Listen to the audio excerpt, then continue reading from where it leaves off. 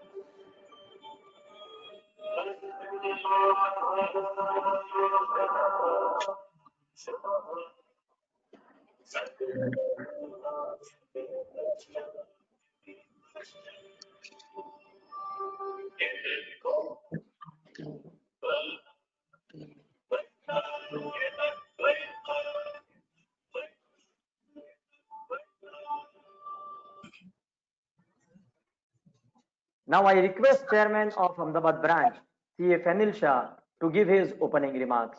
Thank you. Thank you, Bishan Bhai. The speaker for the evening, CA Rishabh Singhvi from Bangalore, CA Sheikh Abdul Samadji in absentia from Chennai, CA Bishan Shah, Secretary of Ahmedabad branch, CA Rohan Thakkar, the coordinator for this particular session, and all the members, I welcome you all to this very important webinar consisting in a series of GST annual returns and audit. Friends, before we start with this particular webinar, I would like to give you few updates with respect to very important webinars which are scheduled in the month of August. That is, you might have received the mail with respect to the Direct Tax Refresher Course Series 1, because the Series 2 is also planned, and almost we are having the outstanding stalwarts from the field of direct tax, ranging from Girish Ahuja ji, Saurabh Soparkar and various other speakers from outside Ahmedabad also. So which is starting from 3rd of August and it's ranging on various days. Moreover, apart from that, you might be aware of that companies Ind AS Amendment Rules 2020 are being notified on 24th of July 2020, which is having an impact on COVID-19 rent concessions available in Ind AS 116. So it's a very crucial issue which needs an understanding. So you know that Ahmedabad branch is never late in launching a program in time, and that's why we are having a seminar on the same, or a webinar on the same, on 5th of August. Also the mail of the same will be received by you, so we request you to take the utmost benefit of the same. And apart from this, from 24th of August, an ingrained detailed Ind AS series with all the speakers from out of Ahmedabad is being planned. So the mail of that will soon be received by you. So I request that you also take the benefit of all this knowledge enriching programs in a form of webinar which are going on right now in the branch. Apart from this, as a part of CSR and as a part of our CA Day celebrations 2020, right now also a tree plantation drive is going on in Ahmedabad branch.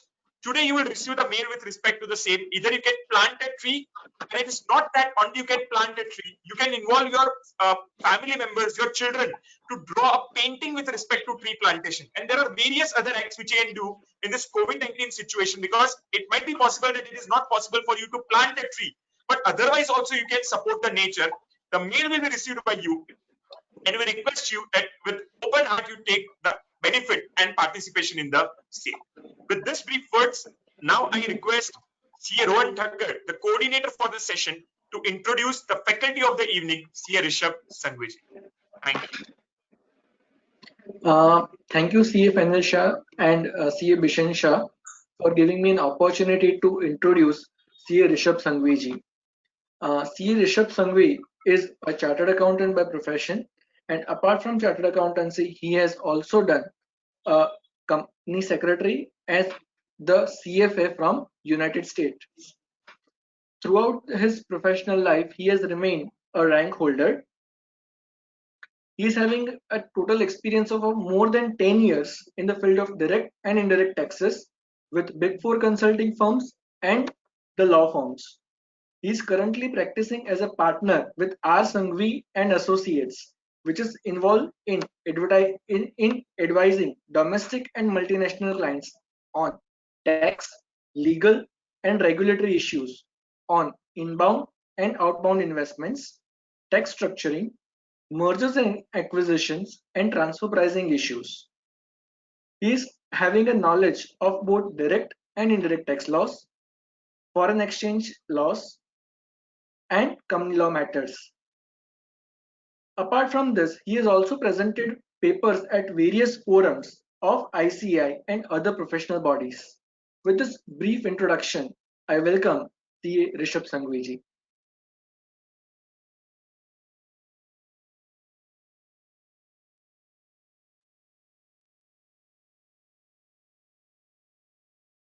Before Rishabh Bhai starts his deliberation, uh, I would like to say that till 5:30 he will take his deliberation, and if you have any questions or query, do write or post it in your question box, so we will get answer from him after 6:30.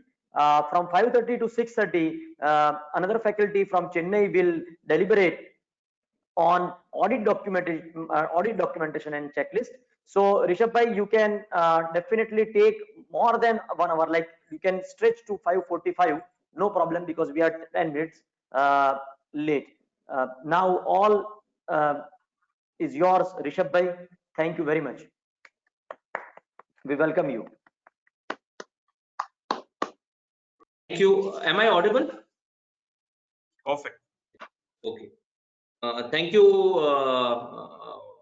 First, I would like to thank WIRC Ahmedabad branch ICI Chairman Sir Fenil Shah, Bishan Bhai, and Rohan Tucker, and for inviting me and considering me. It is an honor to give a talk on in the virtual CPE meeting of Ahmedabad branch, especially coming from Bangalore. So it is very a learned branch.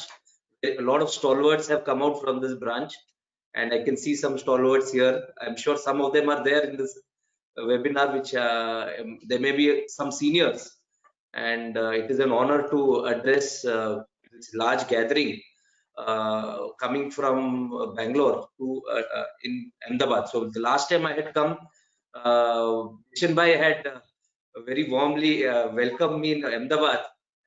I'm going to miss that warm welcome this time in this virtual. In terms of warm welcome, in terms of physical welcome, of course, he has welcomed me virtually very warmly here. But the homely treatment which he gave me in Ahmedabad, I'm going to certainly miss in this virtual mode.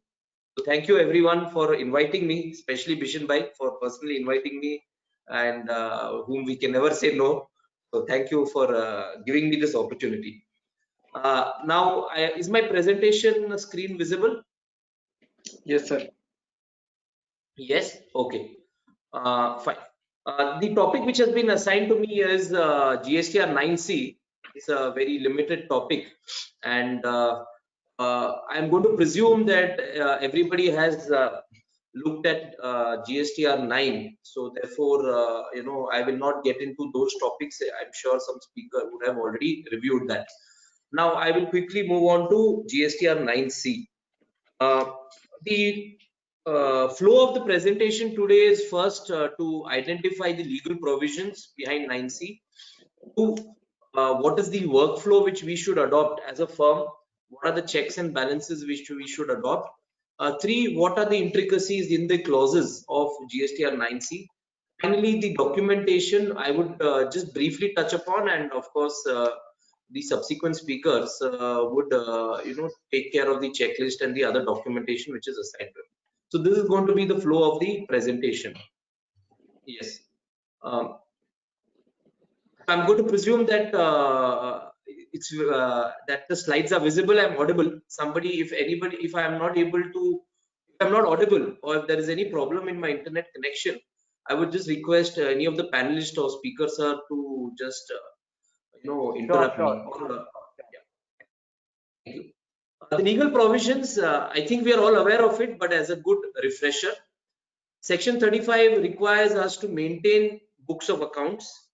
The books of accounts are very broadly defined, and what in terms of inventory, outward supplies, inward supplies, contracts, stock, consumption, input tax credit. So it's a very broad books of list of accounts. No list has been specified. They have only given the broad structure. So presumably in today's times, I think if you are an income tax assessee, which you will probably will always be, and if you're a private limited or a limited company, you will have to anyway maintain this. So unlike the old legacy laws where we had formats, here we don't have any formats. We can maintain it on our ERPs which we have and generate the required reports. So the maintenance of books of accounts is more, there's a lot more freedom given to the taxpayer, but the details have to be there. So when there is a freedom given in a self-assessment scheme, you expect that there has to be an independent audit, and that is where 9C comes in.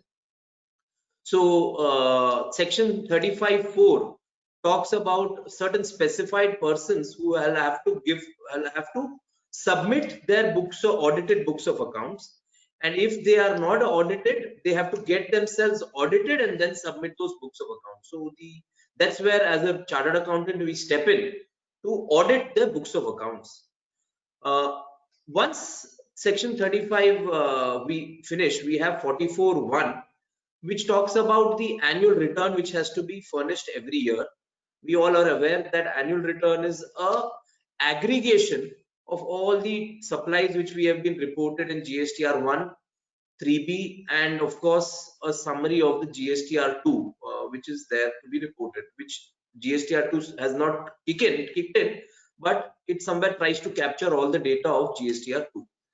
44(2) section says that for certain specified persons to whom audit is applicable, you need to submit a reconciliation statements with your annual audited accounts. And this is where I would first like to discuss the scoping of this audit. And I think a lot of water has flown around the bridge on what do we really understand the scope, and we've been in fact taking this stand right from for 2017-18 onwards. The scoping of this, and somewhere if I would like to present to my members, it's a humble submission, but I would like to just pose this question to all the participants here. Is 44(2), which we will go down the lane and see what are the points of action, but just since that everybody has already examined it and has practically performed it for 17-18, is it an audit in the true sense, is something which really I would like to, or like all of us, to pause. We are using it, the government is also using it. There is a definition of audit under the GST law, but of course I am of the very clear view that the definition is contextually for a different purpose and not audit in terms of 35(4). So is this an audit in its true spirit, or is it a certification? I think that's the first hurdle which we need to be very clear about. And somewhere the lawmakers have created a confusion on this, maybe thanks to representations also, but there has been a confusion on this. In my view, according to me, this is not an audit. We are not auditing the returns. We may be auditing the books of accounts, but that's in a capacity of a statutory auditor under the Companies Act, or maybe performing the books audit under the Income Tax Act in terms of 44AB. But is it really a cert audit? According to me, no. 9C is not an audit. It may be an activity emerging subsequent to an audit activity. It is nowhere an extension of that audit activity. According to me, it is a certificate, a limited purpose certificate, which we could call, I don't know if you in audit terminology they call it limited review, or I think what I understand it is a limited purpose certificate, and the objective of the certificate is not to give an opinion. It is not to give opinion on the taxability. Again, I will qualify. It is not to give an opinion on the taxability. It is an opinion. It is a statement stating that yes, these figures which are reported in 9 have emerged from the books of accounts and can be reconciled. These are the points of reconciliation. I will repeat, and this is according to me. Of course, there are multiple views on this. The initial view from the technical guide also suggested a much broader perspective, but I think we have all evolved from that view, because of course that was prior to the press release in 2019, June and July 2019. So according to me, it is the audit of the accounts takes place in the capacity as a statutory auditor or as an income tax auditor, or as an auditor, as an audit under general GAAP principles because of 35(4). But 9C is in no way an audit report. It's an audit certificate. It's a certificate in terms of the reconciliation or the number crunching exercise which we perform. So let's take 2-3 scenarios which I will come to a little later. In terms of, it's a let's say we are a company and we get our accounts audited as a statutory auditor. I sign those accounts. Now the client comes back to me and asks for a 9C certificate. There I am not playing a role of, my role as an auditor is complete the moment I have signed off my financial statements. Now I take up the role as a certifying agency which certifies yes that these books of accounts have been audited in line with GAAP principles. And how do I come to that conclusion? One, if I am the auditor, from the financial statements and the audit report, which I will adopt as an evidence that yes, this is a audited financial statement as per GAAP or as per applicable accounting standards.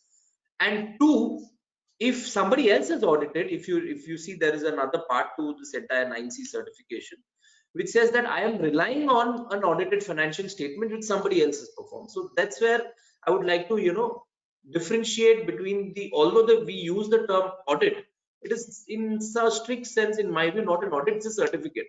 If I have to draw a parallel, it is a case of a 3CD certification. 3CA, 3CB was an audit, but 3CD, it's a certificate, or not 3CD, sorry, 3CEB. If we all know that there's a transfer pricing certificate, it's a reporting of the transactions which I have done under transfer pricing. So just like how we report under 3CEB, similarly we are reporting that here in the 9C. That's my first submission to the participants here. I'm open to other views, but that's how I have really reconciled. I'm not giving any opinion as such.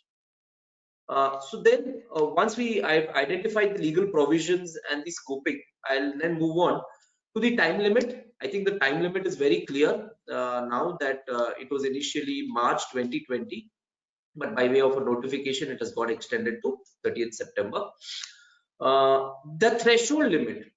Now there has a proviso, rule 83. 83 is the relevant prescription for 44.1 and 44.2, which is the annual return and the annual audit or annual reconciliation statement in 9C. It says that there was a proviso inserted. So the general limit was 2 crores, but by way of a proviso, they have increased the limit to 5 crores only for financial year 18-19.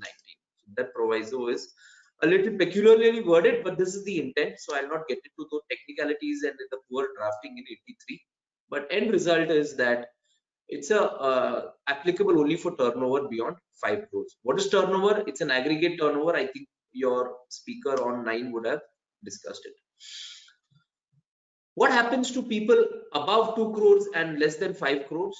I think this would have been discussed, but just as a refresher, for financial year 17-18 and 18-19, the auto-populated annual return would be visible.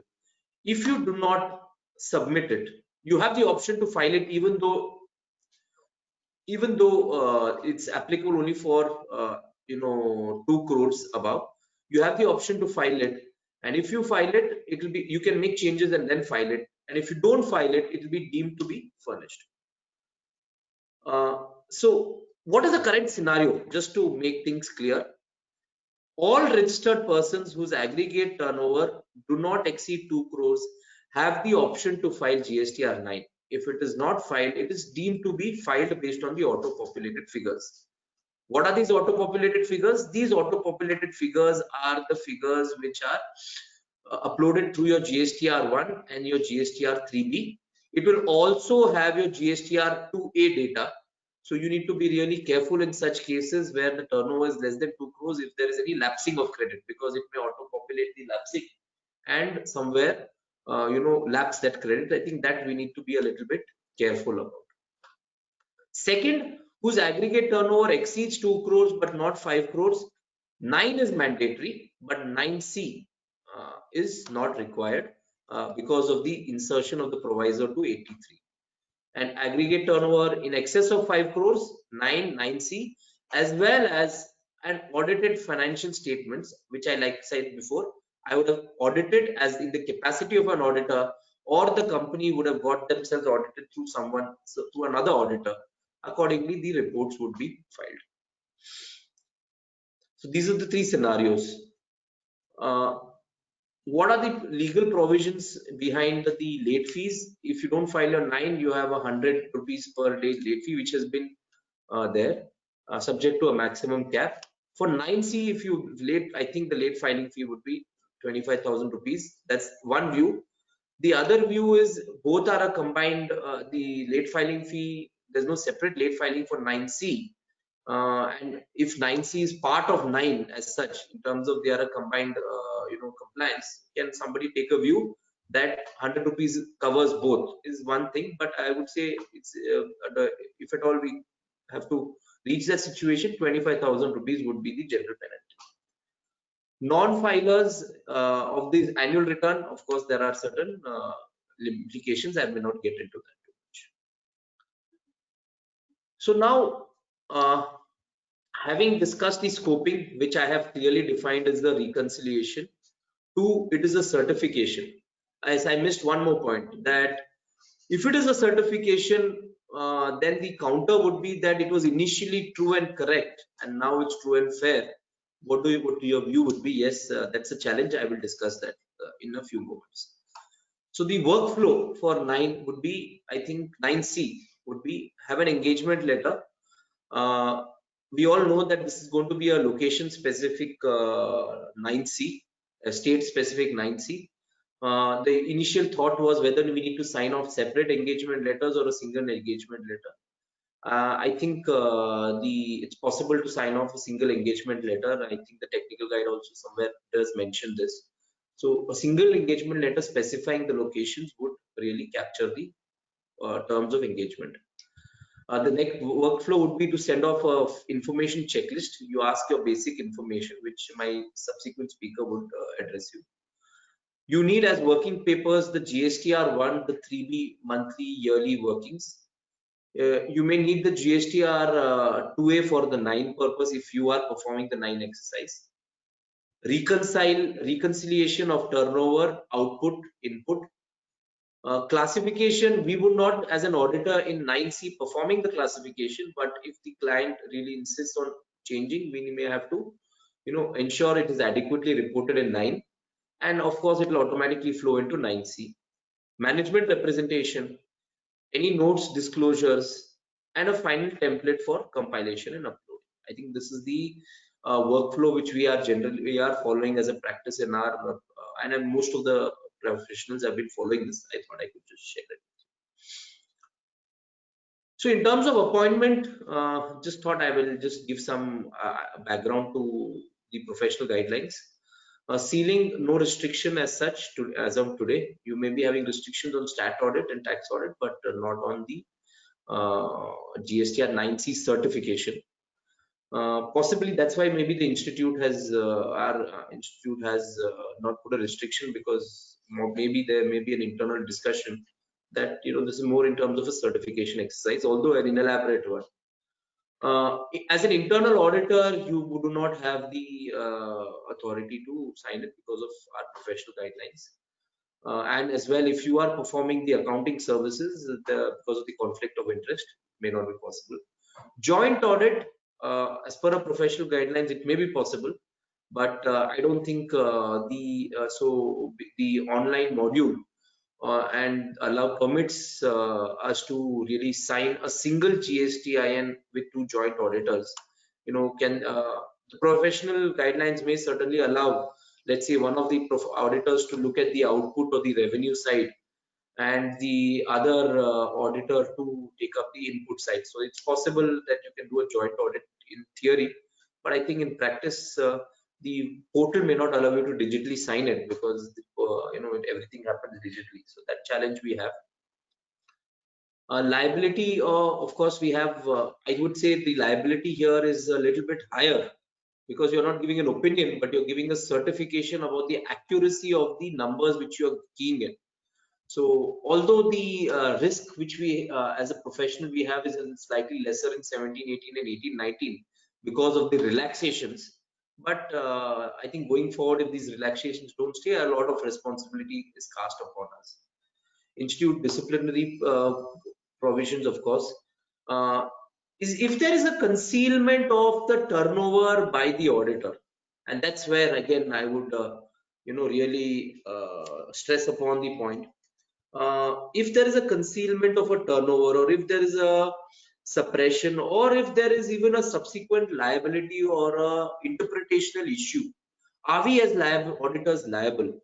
There is a provision which talks about abetting offenses, but I think that's in a very extreme scenario where you are part of it or instigating that offense. Otherwise, the general presumption of an offense of a company may not always flow to the certifying authority, which is us. But let's take a case where we have misreported the turnover details itself, and we have or made errors in the adjustments and not given due reconciliations. I think there we may be called upon to give explanation on why this was not captured in the 9C exercise, which was meant to capture such items. So there I think we have our responsibility and work cut out. Appointment, I think a board resolution is sufficient. Engagement letter, we have a standard of auditing on that. And acceptance. Being 18, 19, it may also be advisable. I mean, if we take the view that it is audit, if we are of the view that's audit, then we need to really take an NOC from the previous auditor. If it is a certification, also the better practice is to ensure we take an NOC from the previous preceding year's auditors if we were not the auditors. So the certification has two parts. According to me, those are the initial parts, but it has been placed later in the form. So one, a certification in cases where the reconciliation is drawn up by the person who has conducted the audit. So that's where I have actually drawn out my analogy that the certification itself gives a two-tier structure. One, where one person has conducted the audit, and two, the two cases where we ourselves have conducted the audit, and two where another authority, another auditor has conducted the audit. So this certification itself gives me the scoping that the audit is not audit under GST, the audit is under your statutory guidelines under other laws, and that audit report and financials, audited financials, will be accepted for GST purposes. There is no separate GST audit required. But let's take a case where an individual is not covered by any of the auditing requirements under the Companies Act and under the Income Tax Act also. I think we all know that if you have a house property income from commercial properties, you may be liable for GST, but you don't have a tax audit done under income tax law, even an individual. So in which case, what would be the exercise for us? Then I would believe we need to conduct an audit under general Indian GAAP principles or accounting standards for that individual, follow the accounting standards of inventory recognition, the principles which are generally applicable as professionals, and if there is any applicable guidelines under those auditing process. Once that audit is completed, we then take up the exercise of 9C, which is a reconciliation and a certification of that reconciliation. So that's how I would really put it. So I would stress that the audit is not under audit in terms of the provisions of GST, but of it's an audit under general IGAP principles. So this is the difference in scope in format 1 and 2. In format 1, we examine the balance sheet, profit and loss account, cash flow, maintain books. We certify that yes, this company or this individual or this SSE has maintained the books of accounts, records and documents required under the GST law. So this, we are saying that he's maintaining these accounts. Whether the accounts follow IGAP or is the scope of the GST, the general auditor or the stat auditor, I am only giving a certification. Yes, he has these accounts, which is required under section 35 read with rule 56. If he doesn't have these accounts, I need to give an observation or a discrepancy that so and so person's consumption records are not maintained. So and so person's inventory records do not tie in with the books of accounts, or so and so person's refund vouchers have not been maintained, self-purchase invoices have not been maintained, because we are seeing this, that self-purchase invoices have not been maintained. So I think or if the accounts have been maintained, are there in the prescribed format? Is the tax invoice in the prescribed, reporting all the data fields which the GST rules require? Or is the self-purchase invoice reporting all the data fields which the GST law requires? So I think those are points of observation and discrepancies which we need to put down in 3A. Then we need to report that yes, the information is all provided. The balance sheet figures and the trial balance figures match. They are in line, and I think we need to give the report that. We attach the financials, and we say that the particulars in 9C are true and fair. So this is the final scope, that the particulars in 9C are true and fair, subject to the observations as below.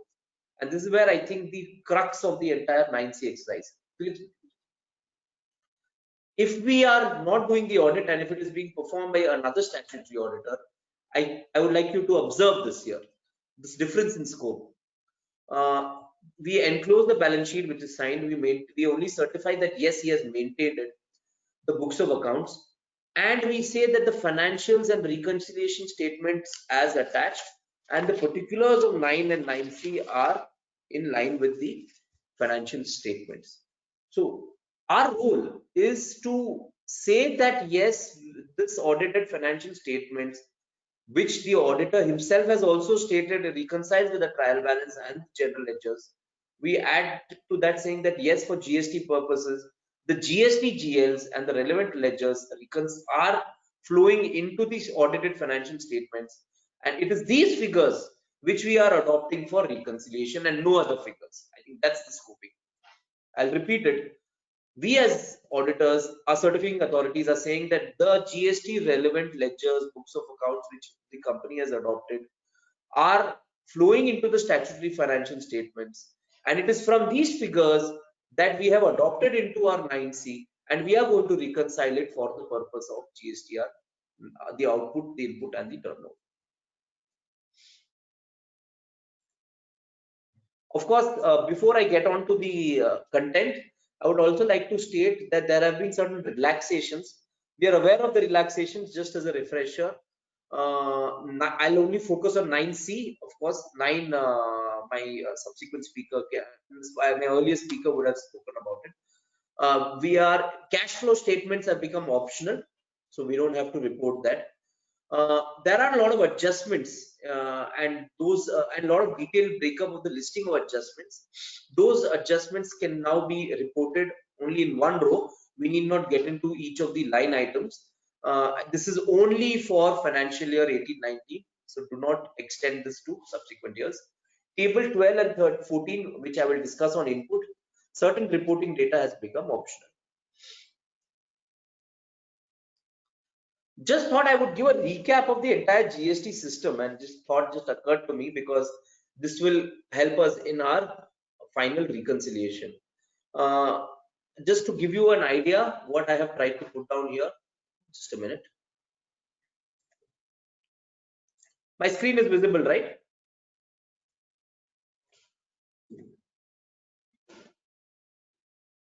Yes, my screen is visible.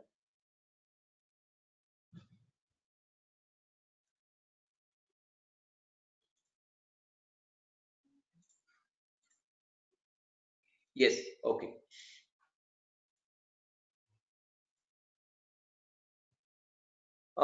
We have an external environment, which I would just say outside the organization, and internal environment. All the outward taxable supplies, outward other non-taxable supplies, debit notes. This and credit notes will help us resolve the turnover related reconciliations. The tax on these aspects, as well as the RCM supplies, will help us arrive at the output tax level reconciliations. Then we have the domestic inputs, inputs through ISD, that is the input service distributor, RCM inputs, input reversals. All this will help us reconcile our books of accounts at an ITC level. Of course, we will have some internal branch transfers outward and inward of services of goods. It's an input for one and output for the other. Within the organization, there may be some movements which we will have to look into, and which will ultimately have to net off and finally reported into the financials. Of course, there is a 2A figure, but that's not relevant for 9C. That is relevant for 9. Then you add up the electronic cash ledger details. You get the resultant net output, which is self-assessed. There may be some demands. We need to report that. If there's any refund applied, that will have to be factored here. We don't have to report anything on refunds, but we have to factor it for our final reconciliations. I'll not get into this too much, but again, just a recap. And I would like to really stress on the scoping of each of these 4 documents. GSTR 1, if you ask me, is a primary document, is a starting point for all your outward supplies. And it also somewhere assists the counterparty to claim the credit in the GSTR 2A. GSTR 3B, I know there has been a lot of dispute on this. We have the Gujarat High Court itself, which is now before the Supreme Court. We have the Delhi High Court also. According to me, GSTR 3B is a transient return. And when I say a transient return, it's a stopgap return. I am saying this despite the amendment in Rule 61. I don't think Rule 61 somewhere still overcomes Rule 39.1, Section 39.1. But it's still a transient return. It is always subject to the earlier process of GSTR 1, 2, and 3. But since there is a suspension on GSTR 2 and 3, it somewhere acts as an alternative, but not the complete alternative. So it is primarily to report aggregate level transactions. It does not report an item level transaction. According to me, and I've really placed this humble view to the participants, 9 is the first and actually the full-fledged return which consolidates 1, 2, and 3, if you ask me. And that's where I am able to report all my data finally. So in the absence of 1, 2, and 3, it is only 9 which actually consolidates the entire data under 44.1. And that is where I would treat this as a critical document. So to give you an example, let's take a case if an export transaction was not reported accurately in GSTR 1 or GSTR 3B. But if I rectify this misclassification, there's no tax implication, it's just a misclassification. I have reported it under B2B. If I rectify this in GSTR 9, according to me, there is no error on the finally on the part of the SC, he has rectified it. So all those classifications, SEZ, RCM, GSTR 1 and 3B are subject to the final classification which we report in GSTR 9. So GSTR 9 in that sense, you know, enables us as an additional opportunity to rectify all the tax level changes. I am aware that there is some issue on the input tax credit, but in my view, humble view, GSTR 9 is the document which should enable us to, you know, identify, rectify, and file or report, identify, rectify, and report all the changes to the government system of the portal, and that I think supersedes GSTR 1 and 3B in that sense. So that's how I would really view it. Now somebody may ask this question, what happens to input tax credit? Yes, the instructions to GSTR 9 says that you cannot claim input tax credit through GSTR 9, and they have not given that facility. But have we really searched? Is there a bar anywhere that 9 credit should not flow to the electronic credit ledger? I am afraid I have not found any provision under the law or even under the rules which somewhere place a bar for GSTR 9 not being used to, you know, claim the credit to the credit ledger. So these are portal challenges which of course will come up as a challenge in the High Court in future, which somewhere the portal has gone beyond. So we are all professional, all of us really know that there is something called a GST law, there is something called a GSTN law. So this is an outcome of a GSTN law, not a GST law. So the GSTR 9 somewhere should, you know, if you curiously look at it, if it was not a claim, then why did the government really insert table 8, table 6? Why have you done it? What is the purpose of that? If it is a mere aggregation of just 3B data, what purpose does the GSTR 9 serve in input tax credit? You know, and you are permitting reversals to take place in GSTR 9, but you do not want to permit credits to be claimed in GSTR 9. I don't think the law anywhere says that GSTR 9 you can use it for reversals, yes, but for credit you cannot use it apart from the instructions. I'm not keeping the instructions aside, I'm on the bare statute.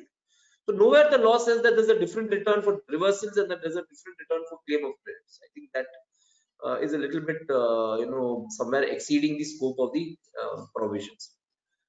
And 9C finally is the bridge between 9 and the books of accounts. So it is finally a bridge which explains why 9 and 9C is somewhere going to is varying, because the general tendency is that all revenue is taxable, but that's the general tendency. But there could be certain incomes, there could be certain revenue reconciliations or recognitions under the accounting principles which will not parallelly work or go hand in hand with the GST law. So it is to document those discrepancies.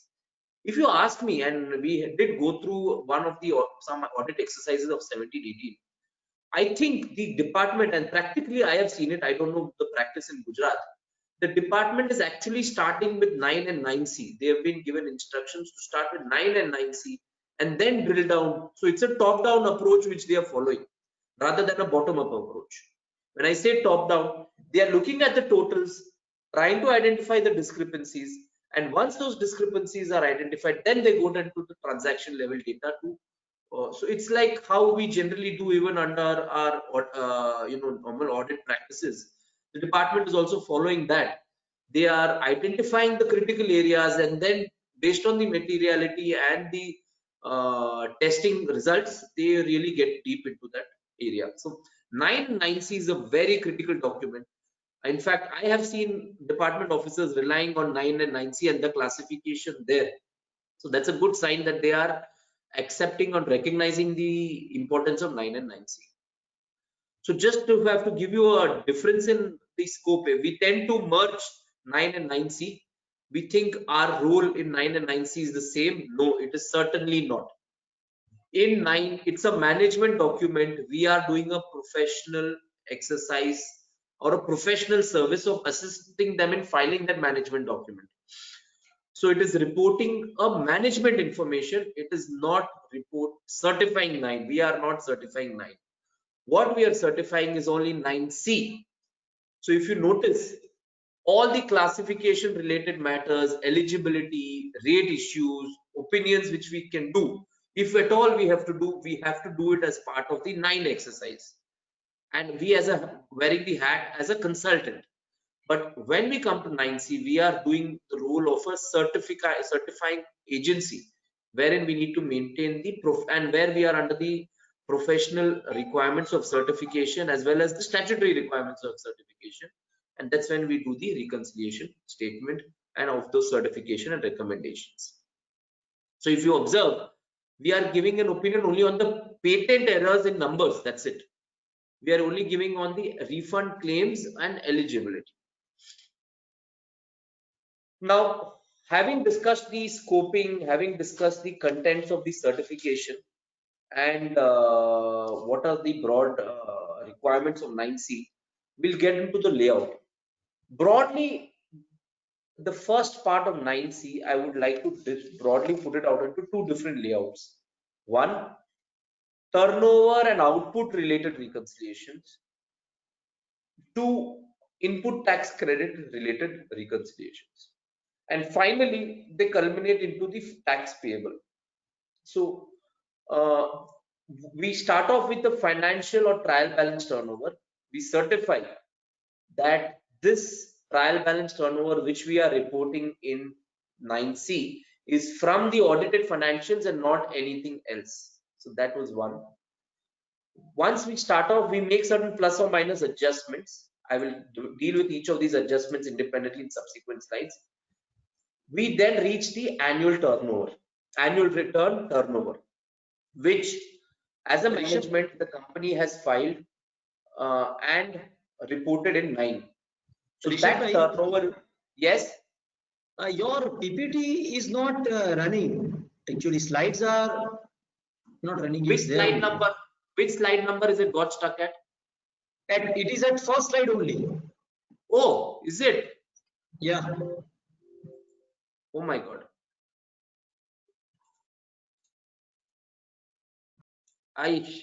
Just a minute.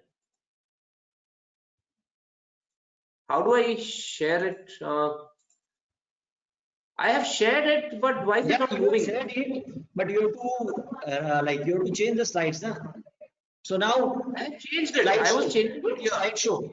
Go to slideshow. Okay. There is a tab of slideshow. Home, insert, design, transition, animation, and then slideshow. Okay. Is it visible now? Is it moving now? Yeah, this is visible now. Yes. Yes. Oh, okay. So I'm sorry for this. If you can recap your slides, fast, quickly, that will be better. Yes, I'm really sorry that I didn't. I was not aware of this. I thought the slides were moving. The slides were moving for me, but I don't know why it didn't move for everybody else. Yes. So legal provisions. I'll just quickly take you through. I was discussed the legal provisions, the notifications, the circular.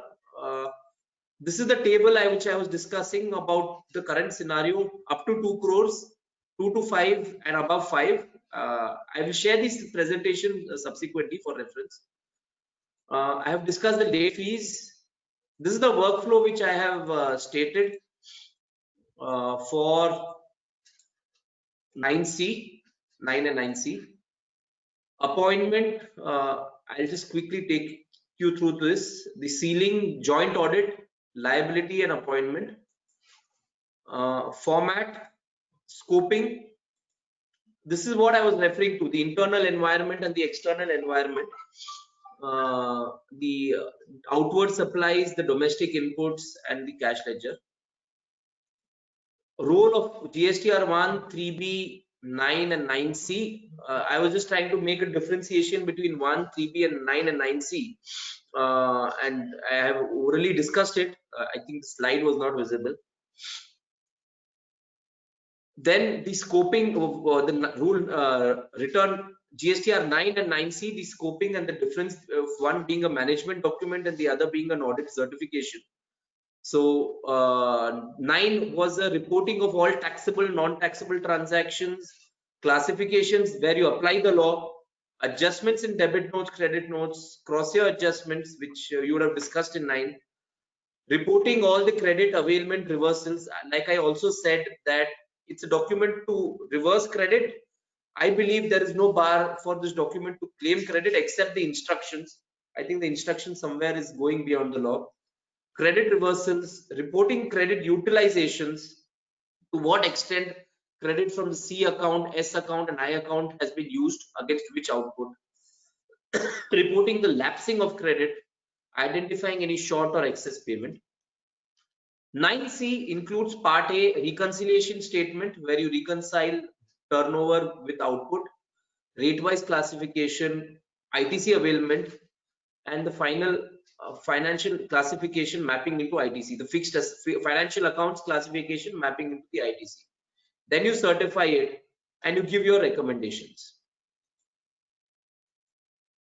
So this is the, I think this is where Bishan Bhai had identified, yes, this is what we were discussing. So in terms of the layout, we have the turnover. I'll repeat this slide. So we have the turnover. We start with the financial trial balance. We make plus or minus adjustments, which I will discuss clause wise. We arrive at the annual return turnover, which is taxable plus non-taxable. And we give a bridge between the financial turnover with the annual return turnover with the plus or minus adjustments. Certainly the law has given us a relaxation.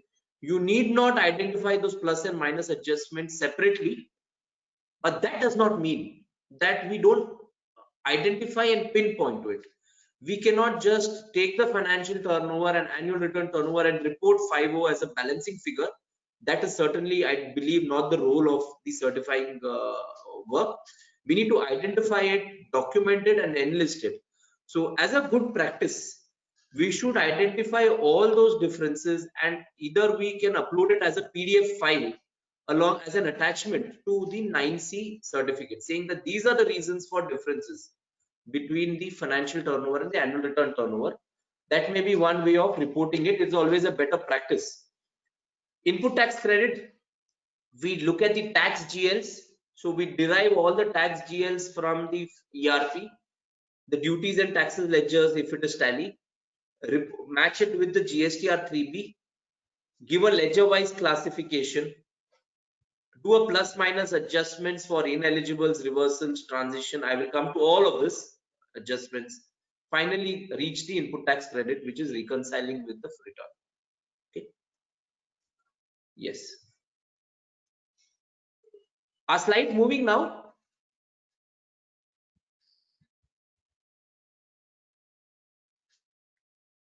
I hope the slides are moving. Yes, yes. Yeah, fine. Now we'll go on to each of these clauses. So I'll start off with the crux of 9C in terms of the clause specific analysis. Clause 5A, clause table 5 talks about reconciling the turnover of the financials with the annual return. So you have financials on one side, you have an annual return. It's like a bank reconciliation statement. We need to really reconcile both these figures. Now 5A talks about if you are a single registered entity or a single GSTIN, then you need to take the financials, revenue from operations, and post it here. It's a posting exercise. But let's take a case where you are into a multi-locational registration. The instructions give that clarity, saying that you draw up a multi-level trial balance, multi-state level trial balance. That state level trial balance has to finally reconcile into your consolidated financial turnover with all the intra-branch adjustments. And then what you need to report here, according to me, is just the branch level turnover. Now there are divergent practices, I understand, on this. Some professionals and our seniors, in fact, are also considering that 5A should be reported at the audited financial statement level, and then you do the adjustments for all the branches in 5.0, which is a reconciliation or give a reconciliation to that. So just to give you an example, 100 crores is reported in 5A as the consolidated turnover of the entire entity, and then adjustments are made for turnover pertaining to other states, 90 crores minus, and 10 crores is then used for reconciliation with GSTR 9. So that is one of the practices. But the practice I am following is, and this is of the as per the instructions, which says that the turnover which is derived from the audited financial statements for the respective state should be used. They say that reference to audited financial statement in this clause should be understood as reference to the books of accounts having presence over multiple states. So I believe that the audited financial statement here should somewhere be the state level trial balances, and that's the view I have been taking. But ultimately it does not matter, but of course it may internally affect the statistical analysis of the department if they have to select you for audit, department audit. They may try, and this data gets reported to the income tax department. So imagine a scenario where you have turnover of 100 rupees in 8 states and you report 800 rupees in all those 8 states. The data which may be flowing to the income tax department will be 800 into 8 from table point 5A, but your actual turnover is only 800. So that may create certain internal department level sharing in statistics, which we may have to then explain and reconcile to the departmental officers. So keeping all those aspects in mind, I as a practice have been following to report only 100 rupees respective branch turnover in 5A. So this is the turnover which has to be derived from the general ledger of that respective state and then reported into the financial statements, into the table 5A. So revenue from operations including other income or excluding other income may be reported here. So what we do as a practice is we take the entire 20 states turnover, add it up, do a reconciliation of all those 20 states turnover with your revenue from operations. There may be certain branch level transactions which are going to get negated in this. In one case, we saw that turnover of a branch on 31st March is much higher and it was in transit for branch Y. So we rectified that, we and arrived at a proper reconciliation. We uploaded that reconciliation with the 9C as a PDF. That is one practice which we can adopt and say that yes, this as a PDF we have uploaded, so nobody can really claim a false reporting from the taxpayer. So that's 5A. Now we make plus or minus adjustments to arrive at the annual return turnover. 5B is unbilled revenue at the beginning of the year. When we are doing the 9C certification, we will consider all the 5 unbilled revenue which was reported in the 9C of 17-18, and we will bring it forward here in the unbilled revenue of 18-19. So here we have a role as a certifying authority that what we are reporting is the exact figure of what was reported as closing unbilled revenue in 17-18 or closing unadjusted advances of 17-18, which you are going to bring it forward here at the beginning of the year. So clause 5B talks about all those unbilled revenue. Now what could these unbilled revenue be? Now accounting standards recognize revenue based on certain principles. There are revenue recognition policies. Some of the service industries follow a percentage completion method, in the sense that if they have incurred cost based on the percentage of the project completed, they are permitted to recognize revenue. Construction industry is also permitted to recognize revenue. But GST has a specific time of supply provisions. GST follows not the revenue recognition policy, but the contractual terms of the between the parties. So if the contractual term says that the work would be billed only after you meet a particular milestone, saying that you have finished the entire civil structure and then you will bill the then you will come and bill us, or you will finished one of the slabs of a civil structure. I'm sorry, one of the slabs of a civil structure or a slab wise milestone, then you will bill it. But there may be a possibility that some of the slabs may not have been completed, and yet we as a company recognize the construction revenue. So therefore, unbilled revenue, even for software industries in Bangalore, we see work has been done, the milestone has not been achieved, but there is unbilled revenue recognized in the financial statement. What was last year's closing will become this year's opening, because the presumption is that it would have got billed in the current year. That's why it gets added as a plus sign to arrive at the annual turnover. Then we look at unadjusted advances at the end of the financial year. Now we all know, if it is an advance, it is not a revenue recognized in the books. When I say advance, we need to understand advance as recognized as per GAAP, and that advance we have to add it here because the tax would have been paid on this through the annual returns. Now, unadjusted advances, given the current scenario of 18-19, has to be understood only with respect to the service activity, not the goods activity, because we all know that taxes on advances of goods has been given a waiver. Therefore, only the advances on services will be considered here. So if you have advances on goods, you may not have to report it here. But I have also come across scenarios where certain companies had paid taxes on advances in 17-18 when the law was then there, and it continued as unadjusted in 18-19. In which case that will come as a closing figure here and an opening figure later on. But so that carry forward effect will certainly come. So I'll repeat, there may be certain unadjusted advances on which GST was paid, and it's unadjusted because the tax invoice is yet to be raised. That advance we will report it in 17-18. It would have got carried forward in 18-19. We will continue to report it as an unadjusted advance because no tax invoice has been raised in 18-19, and it is not a revenue of 18-19 as well.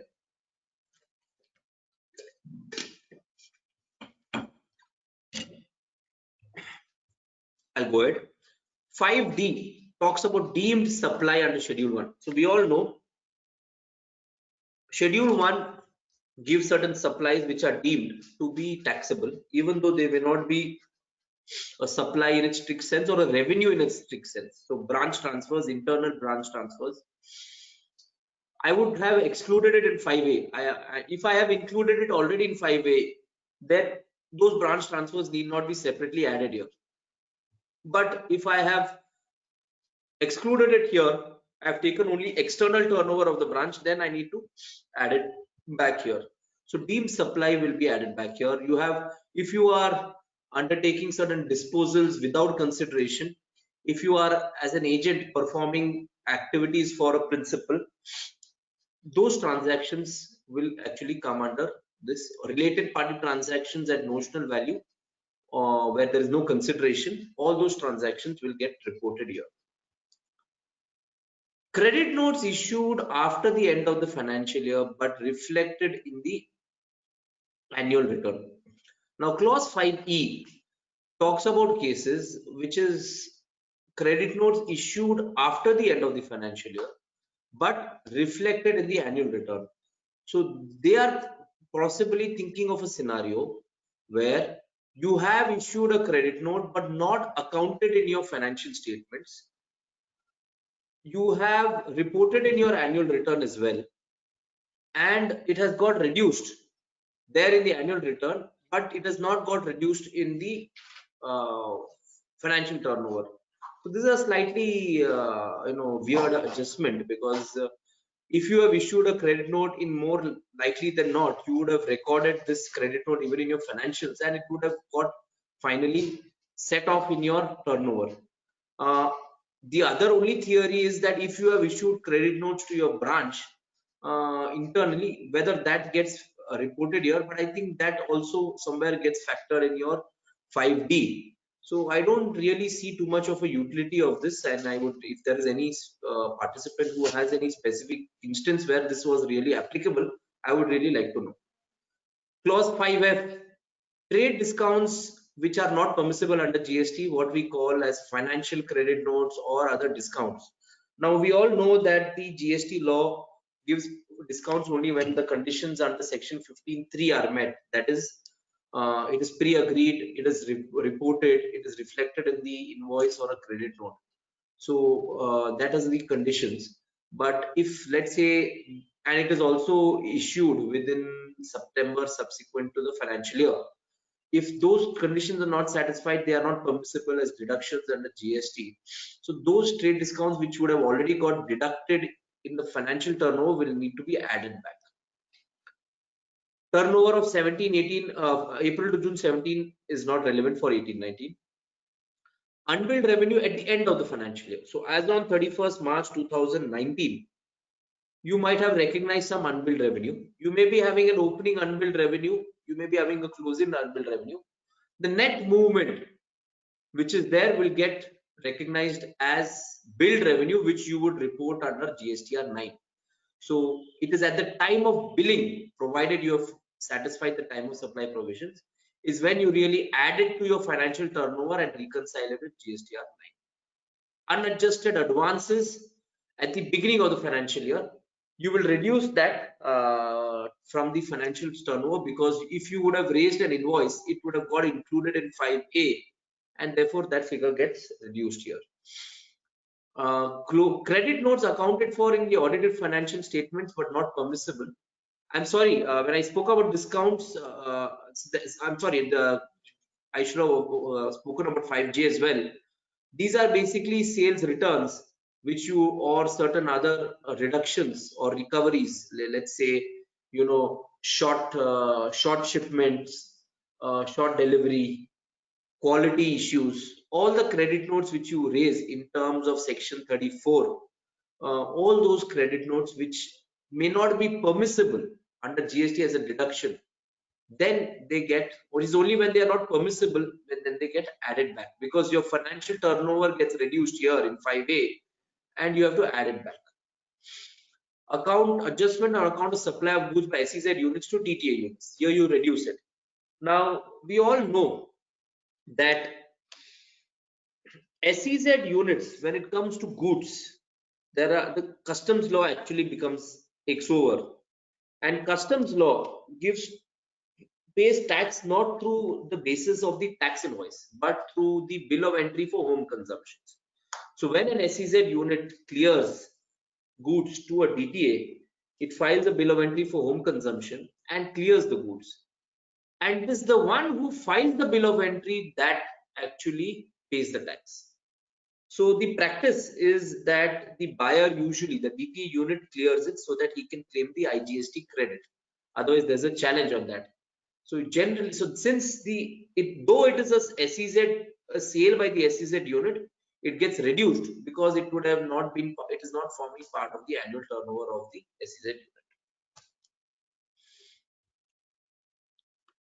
Turnover, if you are as a sole proprietor or a private limited or a partnership below the you're under the composition scheme and you switched over to the regular scheme, then that turnover you will get reduced here. Now we come to the critical portion, adjustments in turnover in section 15. Now there may be a lot of scenarios, I will list them for you, where section 15 gives a different value from the invoice value or the value recognized for revenue purposes.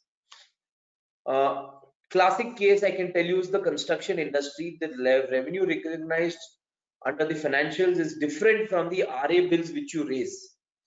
That may be one scenario. Two, you are selling it to a party where at a subdued value, and the Rule 28 valuation rules require you to report it at open market value. That may be a second scenario.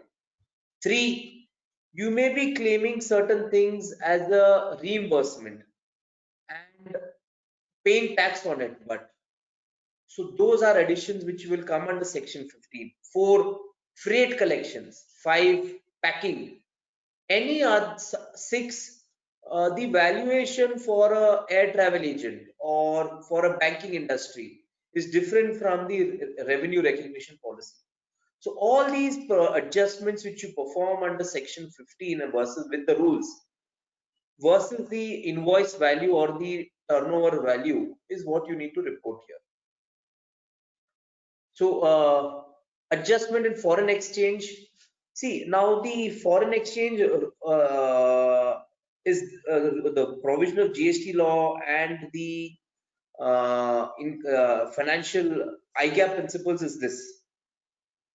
GST law for goods adopts somewhere the practice is to adopt somewhere the customs export value. We do that because it should not create a discrepancy at the customs port and our refunds are smooth. In fact, that's the practical reason which is done. But the rate, it says and the rules also say that the customs rate need to be applied. My memory stands right. Services, the rules say that the Indian GAAP principles or the whichever GAAP you are following, generally accepted accounting principles, that would be also acceptable for GST. So according to me, for services, you may not really see a variance because you would have accounted that foreign exchange transaction at the same rate for accounts as well as reported it for GST. But for goods, yes, there is a high likelihood because you may adopt it different rates. So wherever there is a difference in the forex rate for statutory audit and GST purposes, that difference may arrive here. This is a really challenging exercise, and in fact, we tried doing that for one of our auditees, and it was a really challenging exercise to identify at the transaction level this difference on account of foreign exchange, and finally getting it to be reported here, because the forex ledger will have foreign exchange fluctuation from multiple counts. If you see the old AS11, and I don't know the recent accounting standards, but it allows for foreign exchange fluctuations on different points, and that ledger, if you ask me, is not at all relevant. That is for an internal account. It is only the customs external rate and the GSTR one, each of the transactions versus each of the invoices recognized in GSTR in the books is what was relevant. 5.0 is, this is like the residual basket, and this is where the relaxation in 2019 which had come in. They said that for the purpose of 18, if you can report all your differences in 5.0, you need not identify each of those differences, and they somewhere simplified the 9C exercise. But I would believe that whatever differences you arrive at, you make a PDF of that table, summary table, and enclose it as an attachment to 5.0. So 5.0 will cover all those differences which will ultimately reconcile into the final annual return turnover. And that ideally, the ideal situation would be that it is finally it is finally reconciled and you really don't have an unreconciled figure.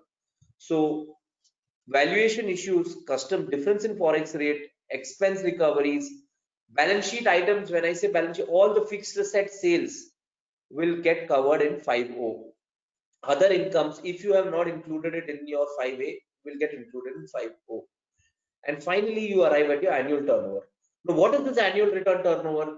Annual return turnover is, if you recollect, 5N clause plus the 10-11 period adjustments which we used to do in clause 10-11 of annual return of 9.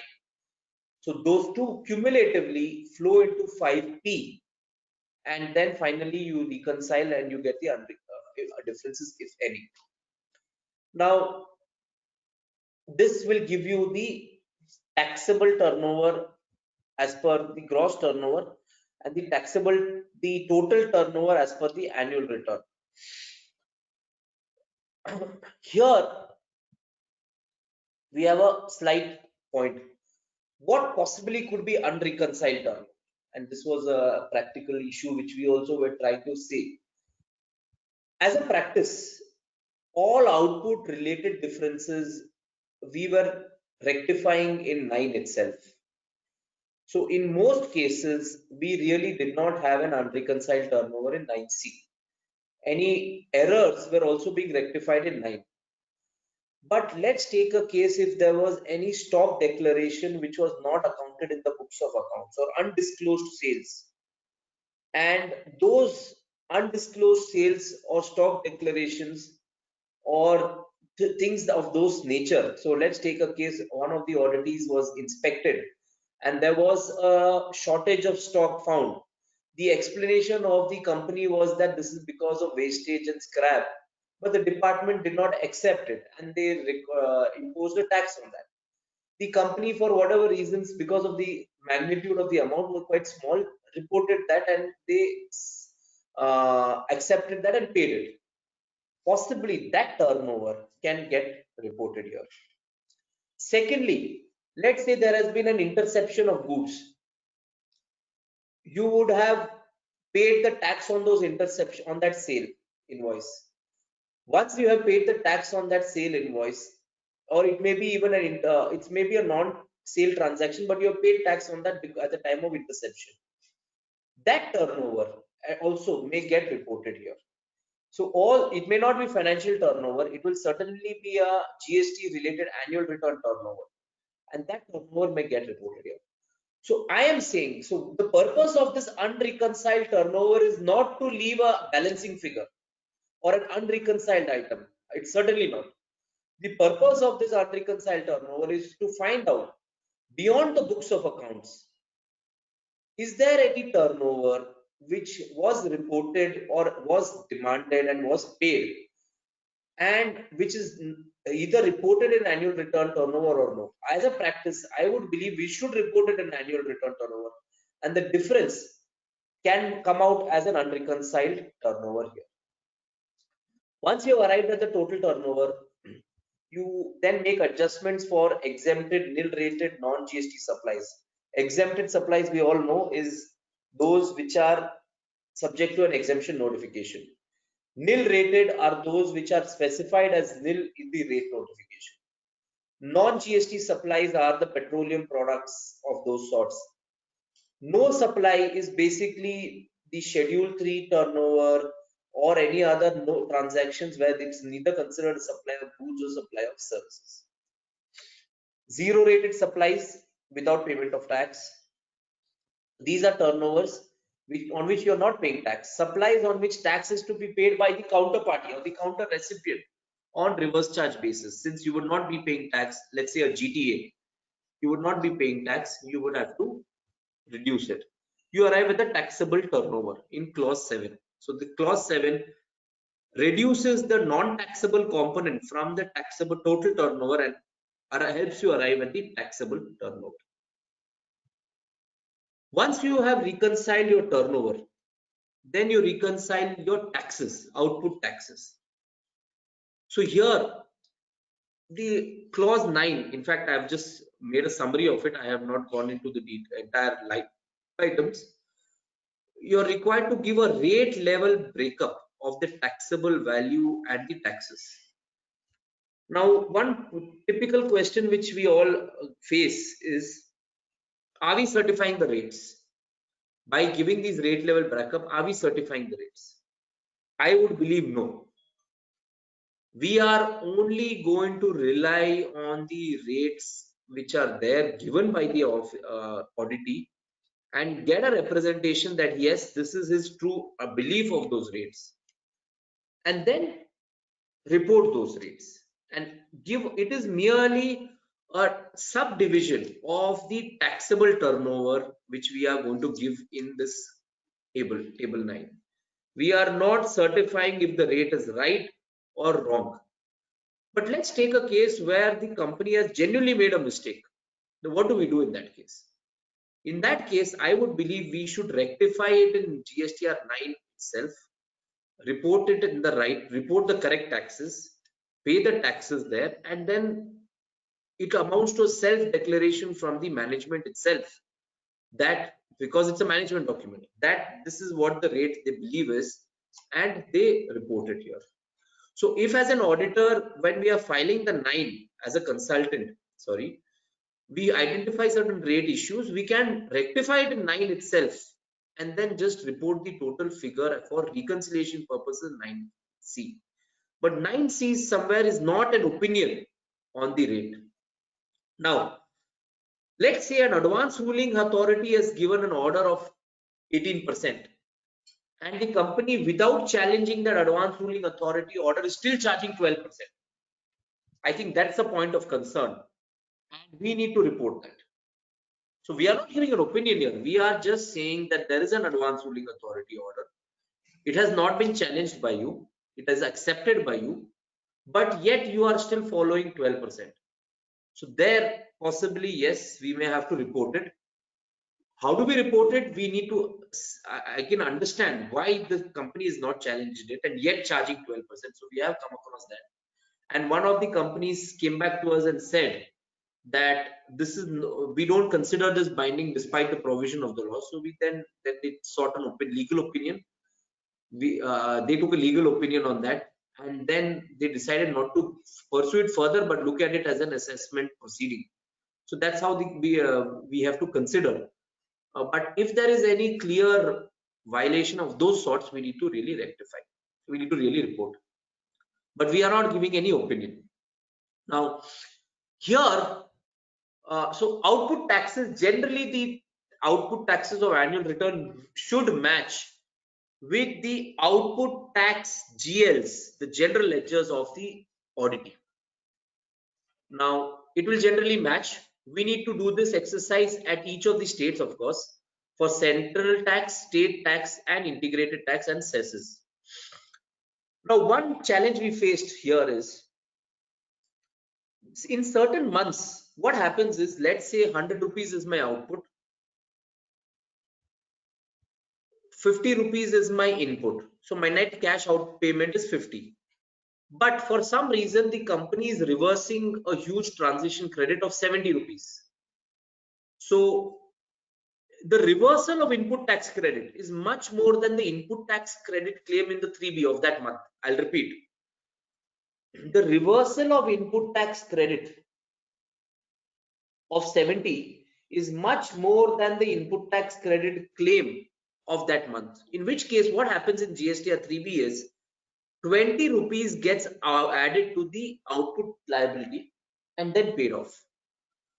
Now, in 9, that would have formed part of our tax payable in table 9 of form 9.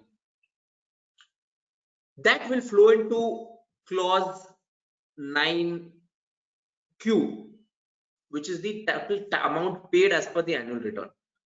But it is not an output tax emerging from a revenue GL.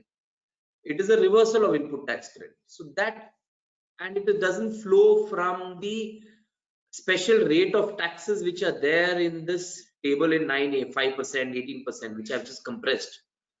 And it doesn't flow there. So that as a reconciliation figure comes as a separate item below table 9. So table 10, which talks about reconciliation at tax level, that may come. Second, we also observed that in certain cases, taxes were charged more by the company, but the taxes paid to the government were lesser. That was in one or two instances of invoices, which the company also did not realize. When the rates reduced from 28 to 18, certain invoices they charged 28, but they paid only 18%. So the output GL showed a 28 rupees tax, but the annual return showed a 18 rupees. The GSTR 1 and annual return showed an 18 rupees tax. Now the company should have ideally paid this tax as well, or it is liable to refund it back to the buyer. So since it is kept, the company has yet to refund it back. Either we report it, if the company is not refunding it back, it has to be forfeited, and the taxes have to be reported, and it will come as a reconciliation item. If the company is going to refund it and gives a representation, I think then we need to rely on that representation and say that this company is going to refund back the taxes, and therefore it is showing as a reconciliation difference.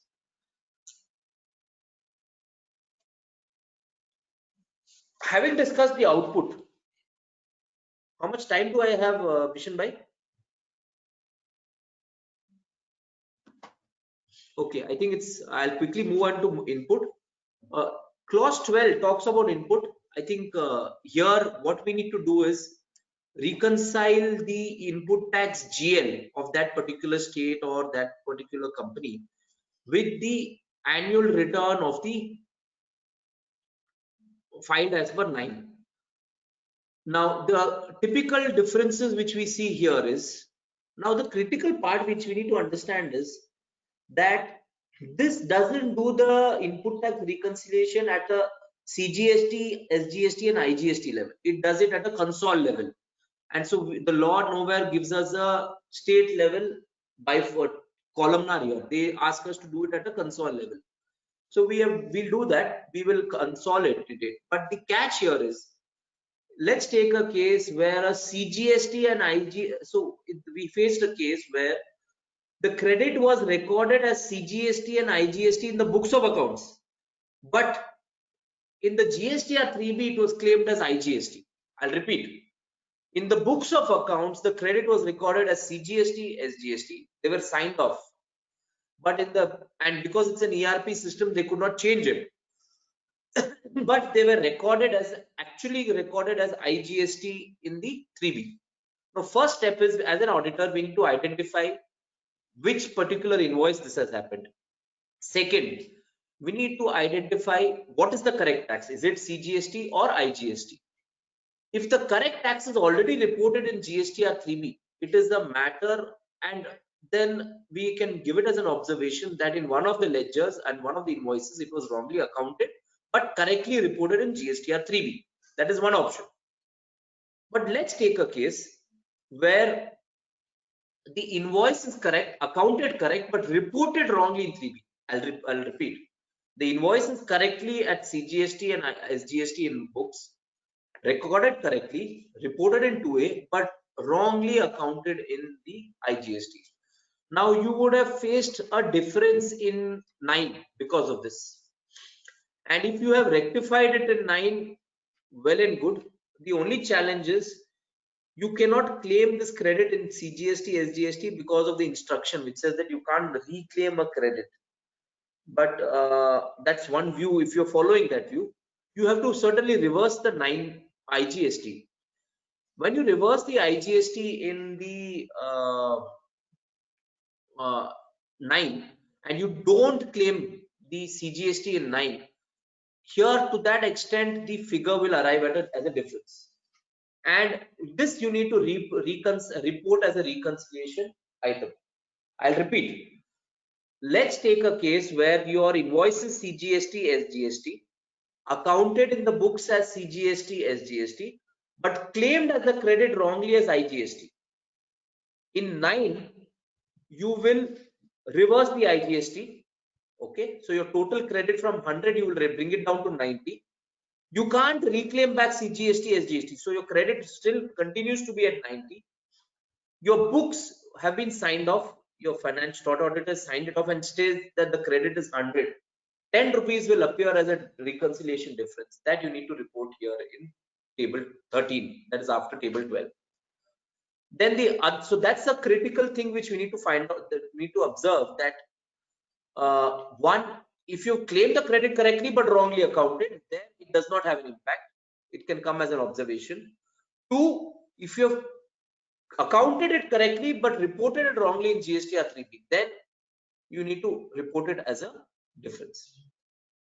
Clause 12B and clause 12C take care of the timing differences between books of accounts and returns. There are a lot of times when we claim the credit in March 2018, account the credit in March 18, but claim the credit in April 18, that is the next year. In that case, you need to report in 12B, ITC booked in the earlier financial year, claimed in the subsequent financial year. Or in certain cases, when you account the credit in March 19, but claim the credit in April 19. So you report in 12C, you reduce it from your GL, saying that although booked in 12C in accounts, but claimed in subsequent year. So that's what 12C is all about. Then you have this draconian table, table 14.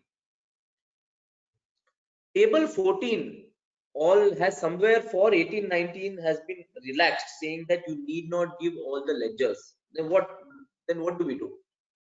So what is the purpose of table 14? According to me, the purpose of table 14 is, in a sense, asking you to go to your P&L heads, which is there in your financial statement. So you may be having a schedule of purchases, other operating expenses, financial expenses. So broadly schedule, the Companies Act gives you 4 or 5 broad heads under which you document it. The Companies Act also tells you which are the sub breakup GLs which you need to give and disclose on the face of the financial statement based on materiality. If my understanding is right, it is 5%. I'm not confirming that, but somewhere the auditors take that thing and they report each of these expense heads and they club smaller expense head into others or miscellaneous or wherever they believe is accurate. So according to me, that particular schedule which is there in the financial statements or your trial balance, you need to report the entire expense, entire list here. That's the true purpose of table 14.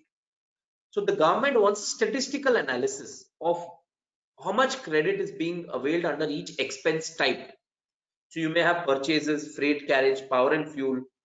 Import of goods is actually a part of purchases. They may be asking a subdivision.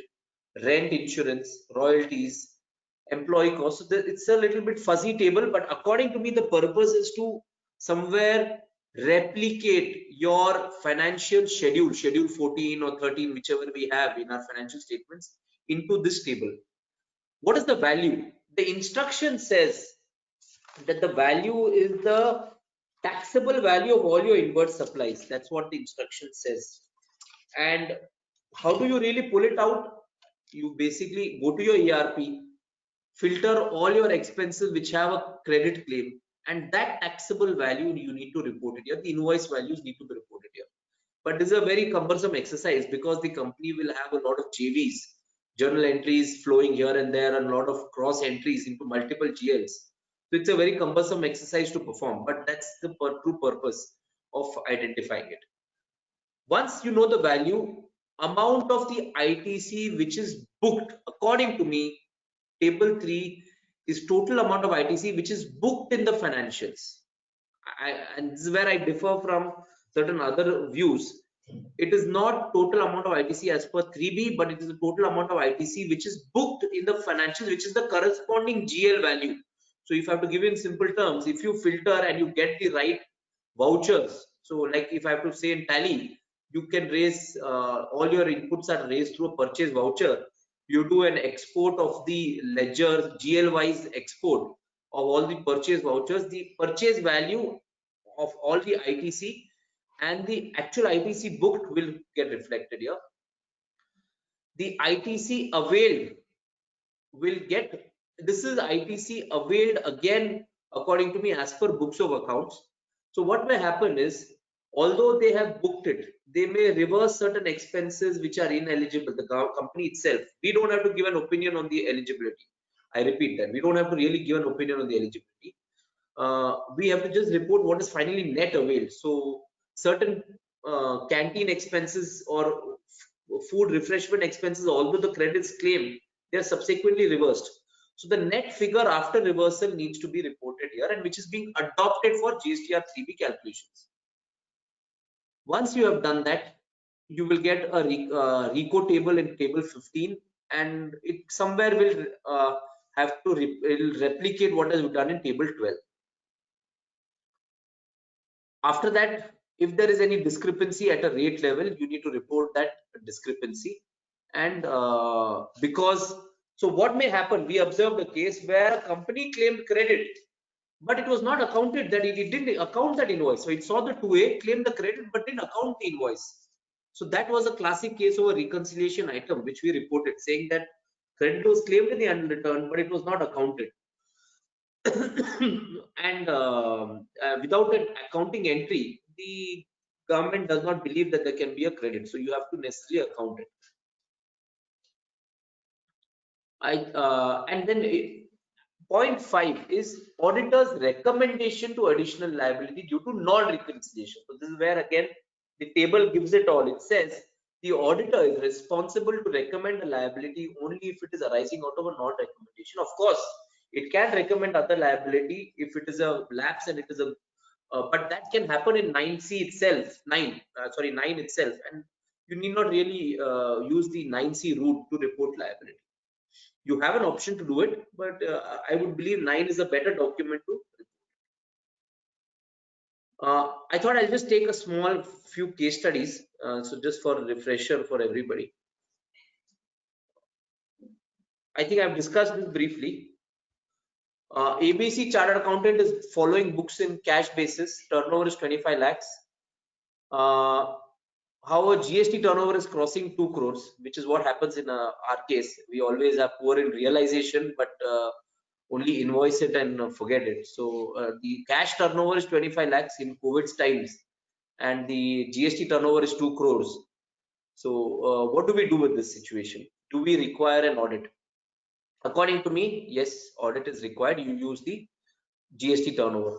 I would believe one of the good tests for testing audit is this total turnover definition and aggregated it for all the financial years. So this turnover 5Q for all branches together will be the basis for deciding whether you are crossing the 5 crore limit. So he's not required to get his books accounted under audit. So then the chartered accountant has to get his books audited under general GAAP principles, and then get his GSTR 9 and 9C. You can read this 2 crores as 5 crores. I'm sorry. The revised limit is 5 crores. Second, and okay, the other point we faced, the entire turnover of in the income tax return for a chartered accountant firm was on cash basis. How do we really do this adjustment? And it was a tough task to identify, what we need to do. So what we did is we reversed the entire cash turnover and give a comment saying that this turnover is under a different revenue or recognition policy itself. And we added back in table 5 the invoice turnover based on the accrual system. So because the accounting system itself were different, we had to reverse the entire cash turnover and add back the accrual turnover. So that was what we did in one of the cases.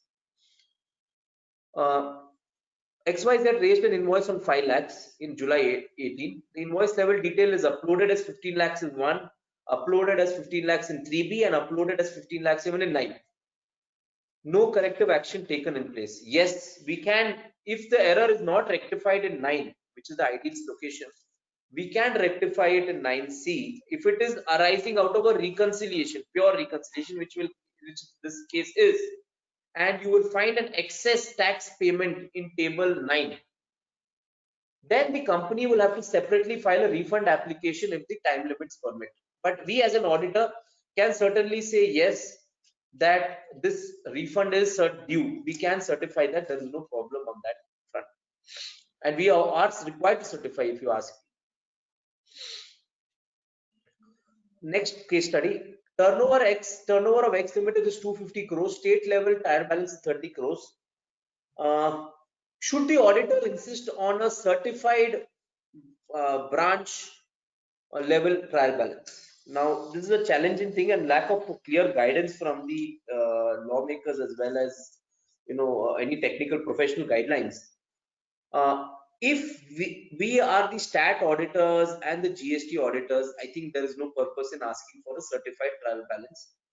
We certainly have certified trial balance from the auditor, but we certainly should get a certified trial balance from the management.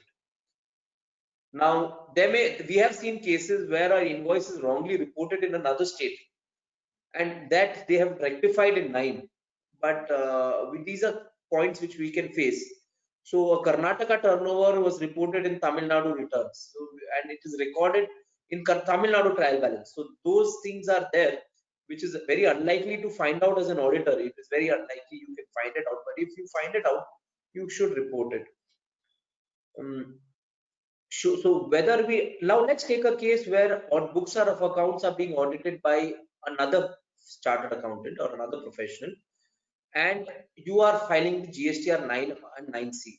When you're filing the GSTR 9C, should you insist on their certified state level trial balance? In fact, it is always advisable. OSC puro how makes sense ना ठीक है अपना 31 last date है structure ये settle file करवाती तो इसको तुम डाल दे so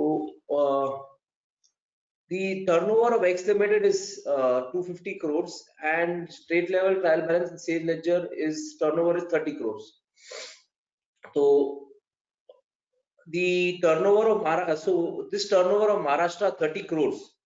Do you require a certified trial balance? Of course, the management certified trial balance is to be arrived at. We did try insisting that the stat auditors give a certification saying that this is a true extract of the consolidated financials. We did insist. In cases we didn't get anything, but that's something which is a possibility which we should do for better audit documentation. Whether auditors should insist on is management representative and alternative? I think my understanding is yes, it is a fairly good alternative to the certification, and standards of auditing may be permitted, but that's something which I am not a thorough authority on, so I may not be able to give a conclusive answer. What is the responsibility of the person certifying 9C to ensure 220 crores is reported correctly? Now, this is where I believe that we should not report the entire 100 in 5A, and we report only the entire 800 in 5A. We only report the 100. By reporting 100, I believe that our responsibility gets restricted to only what the management has given us as 100 for that respective state. And if the other states are being certified by somebody else, I may not be really responsible for that. But if you start with a figure of 800 in 5A, I think then you are taking up responsibility, and whether it is, if the auditors are different, whether one professional would like to take up would it be in a position to certify that this is actually captured elsewhere, because all 9Cs you cannot really coordinate and file all the 9Cs together, or you cannot expect that you receive the 9C of another state before you file it. So that's a challenge which we have, and that's why I believe 5A should be the only branch level turnover. What would happen if through a genuine error, a turnover of 1 crore attributed to Maharashtra is wrongly reported in another state's sales ledger? If you can identify and rectify in 9, great. If you cannot identify, I mean, you are relying on management data, and management's Maharashtra state ledger itself does not report it. I don't think you are responsible, because you're only a reconciling authority. And if it is there in Maharashtra ledger, then of course it comes as a reconciliation difference. So this is how I would really view it. Which turnover to I think we have discussed this. So I would like to pause here and now hand over the discussion to the panelist. I think I have spilled over to in another 15, 10, 20 minutes. So I apologize for that. And I think I've kept the subsequent speaker waiting. I'm sorry, sir, and I request you to take over the proceedings. Any questions? I am there for the end of the session.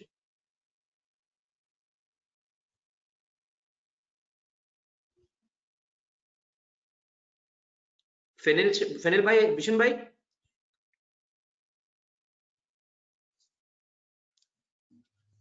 I am having doubts if I was audible in the entire presentation.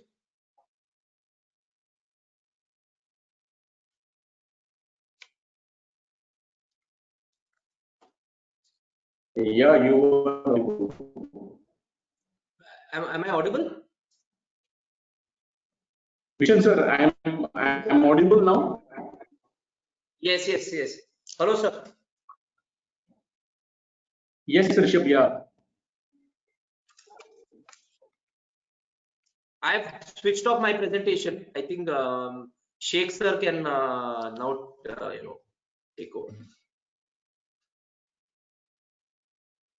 Vishen bhai, you are not audible.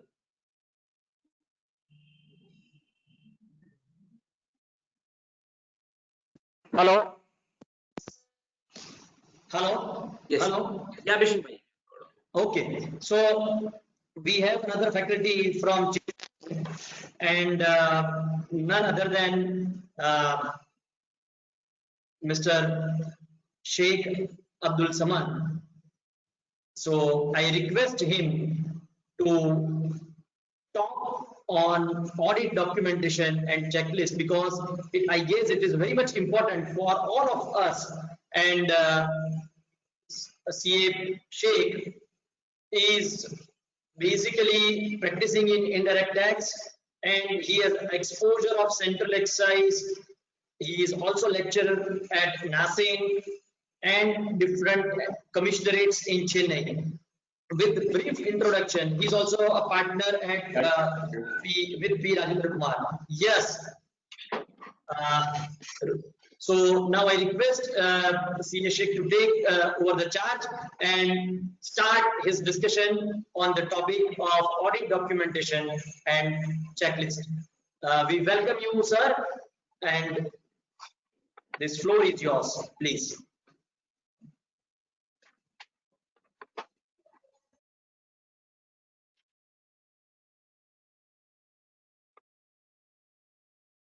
I guess we have some connectivity problem.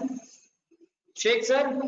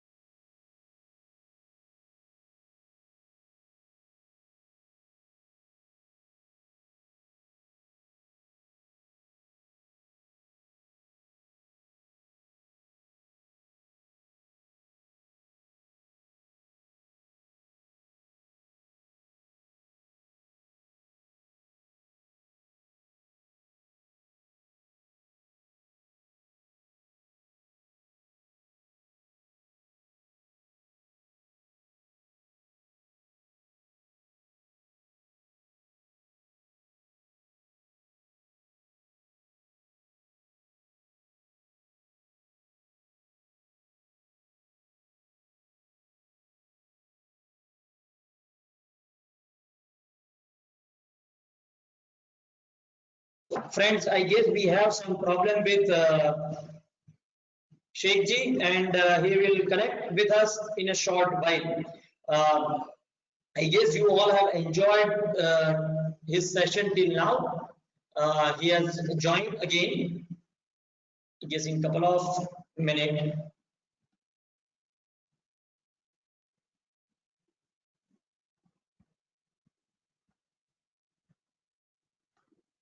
So he is with us now.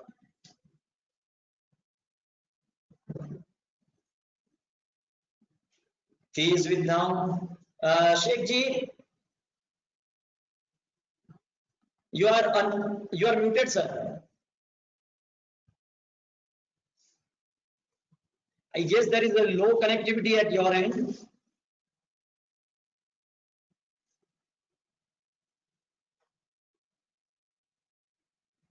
So friends, as this date of 30th September is approaching, and I guess it is very much important for all of us to conclude the audit task which we are handling, because as I said earlier. Yes, sir. So welcome back, sir. Sir, you have to unmute yourself. You have to unmute yourself. You are not audible. Yes. Yeah, now I'm unmuted. Yeah. Perfect, sir. Sir, we all are I'll share my screen. technical glitches. So now this platform is yours. You can start your deliberation. Thank you so much.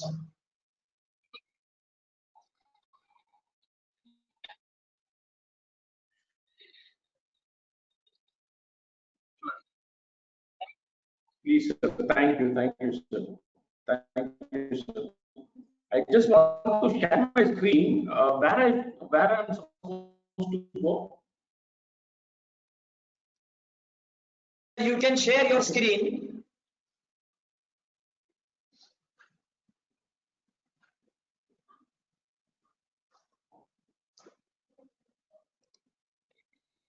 Sir, you are not audible. Now it's audible. So can you see my screen? No, sir. Yes. Yeah. GST Can you audit see my checklist. screen? Yes.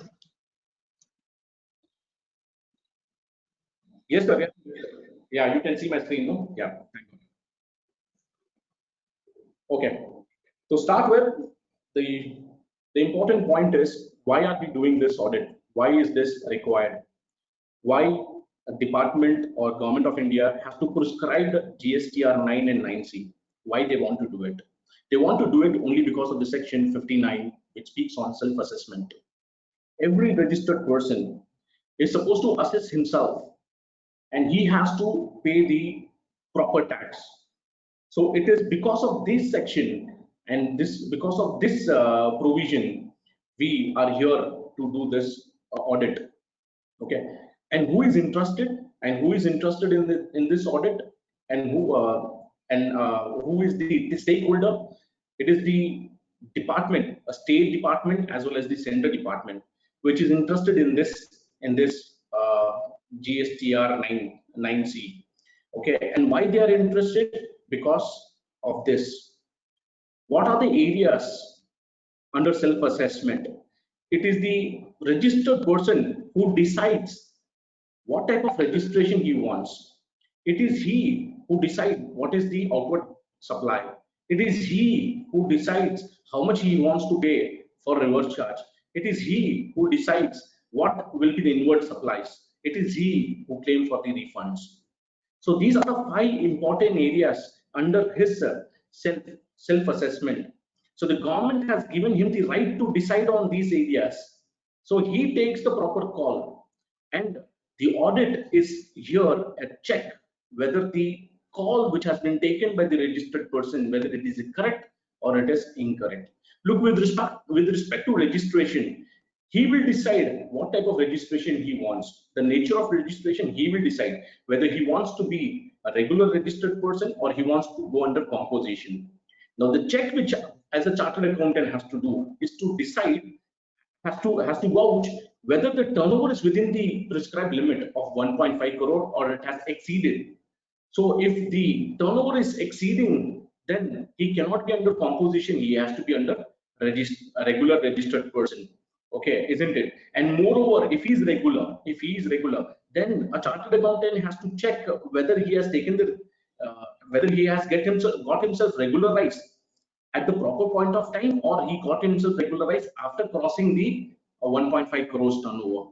So it is the power which has been given to the registered person, and we have to ensure the powers which is given to him has been properly utilized.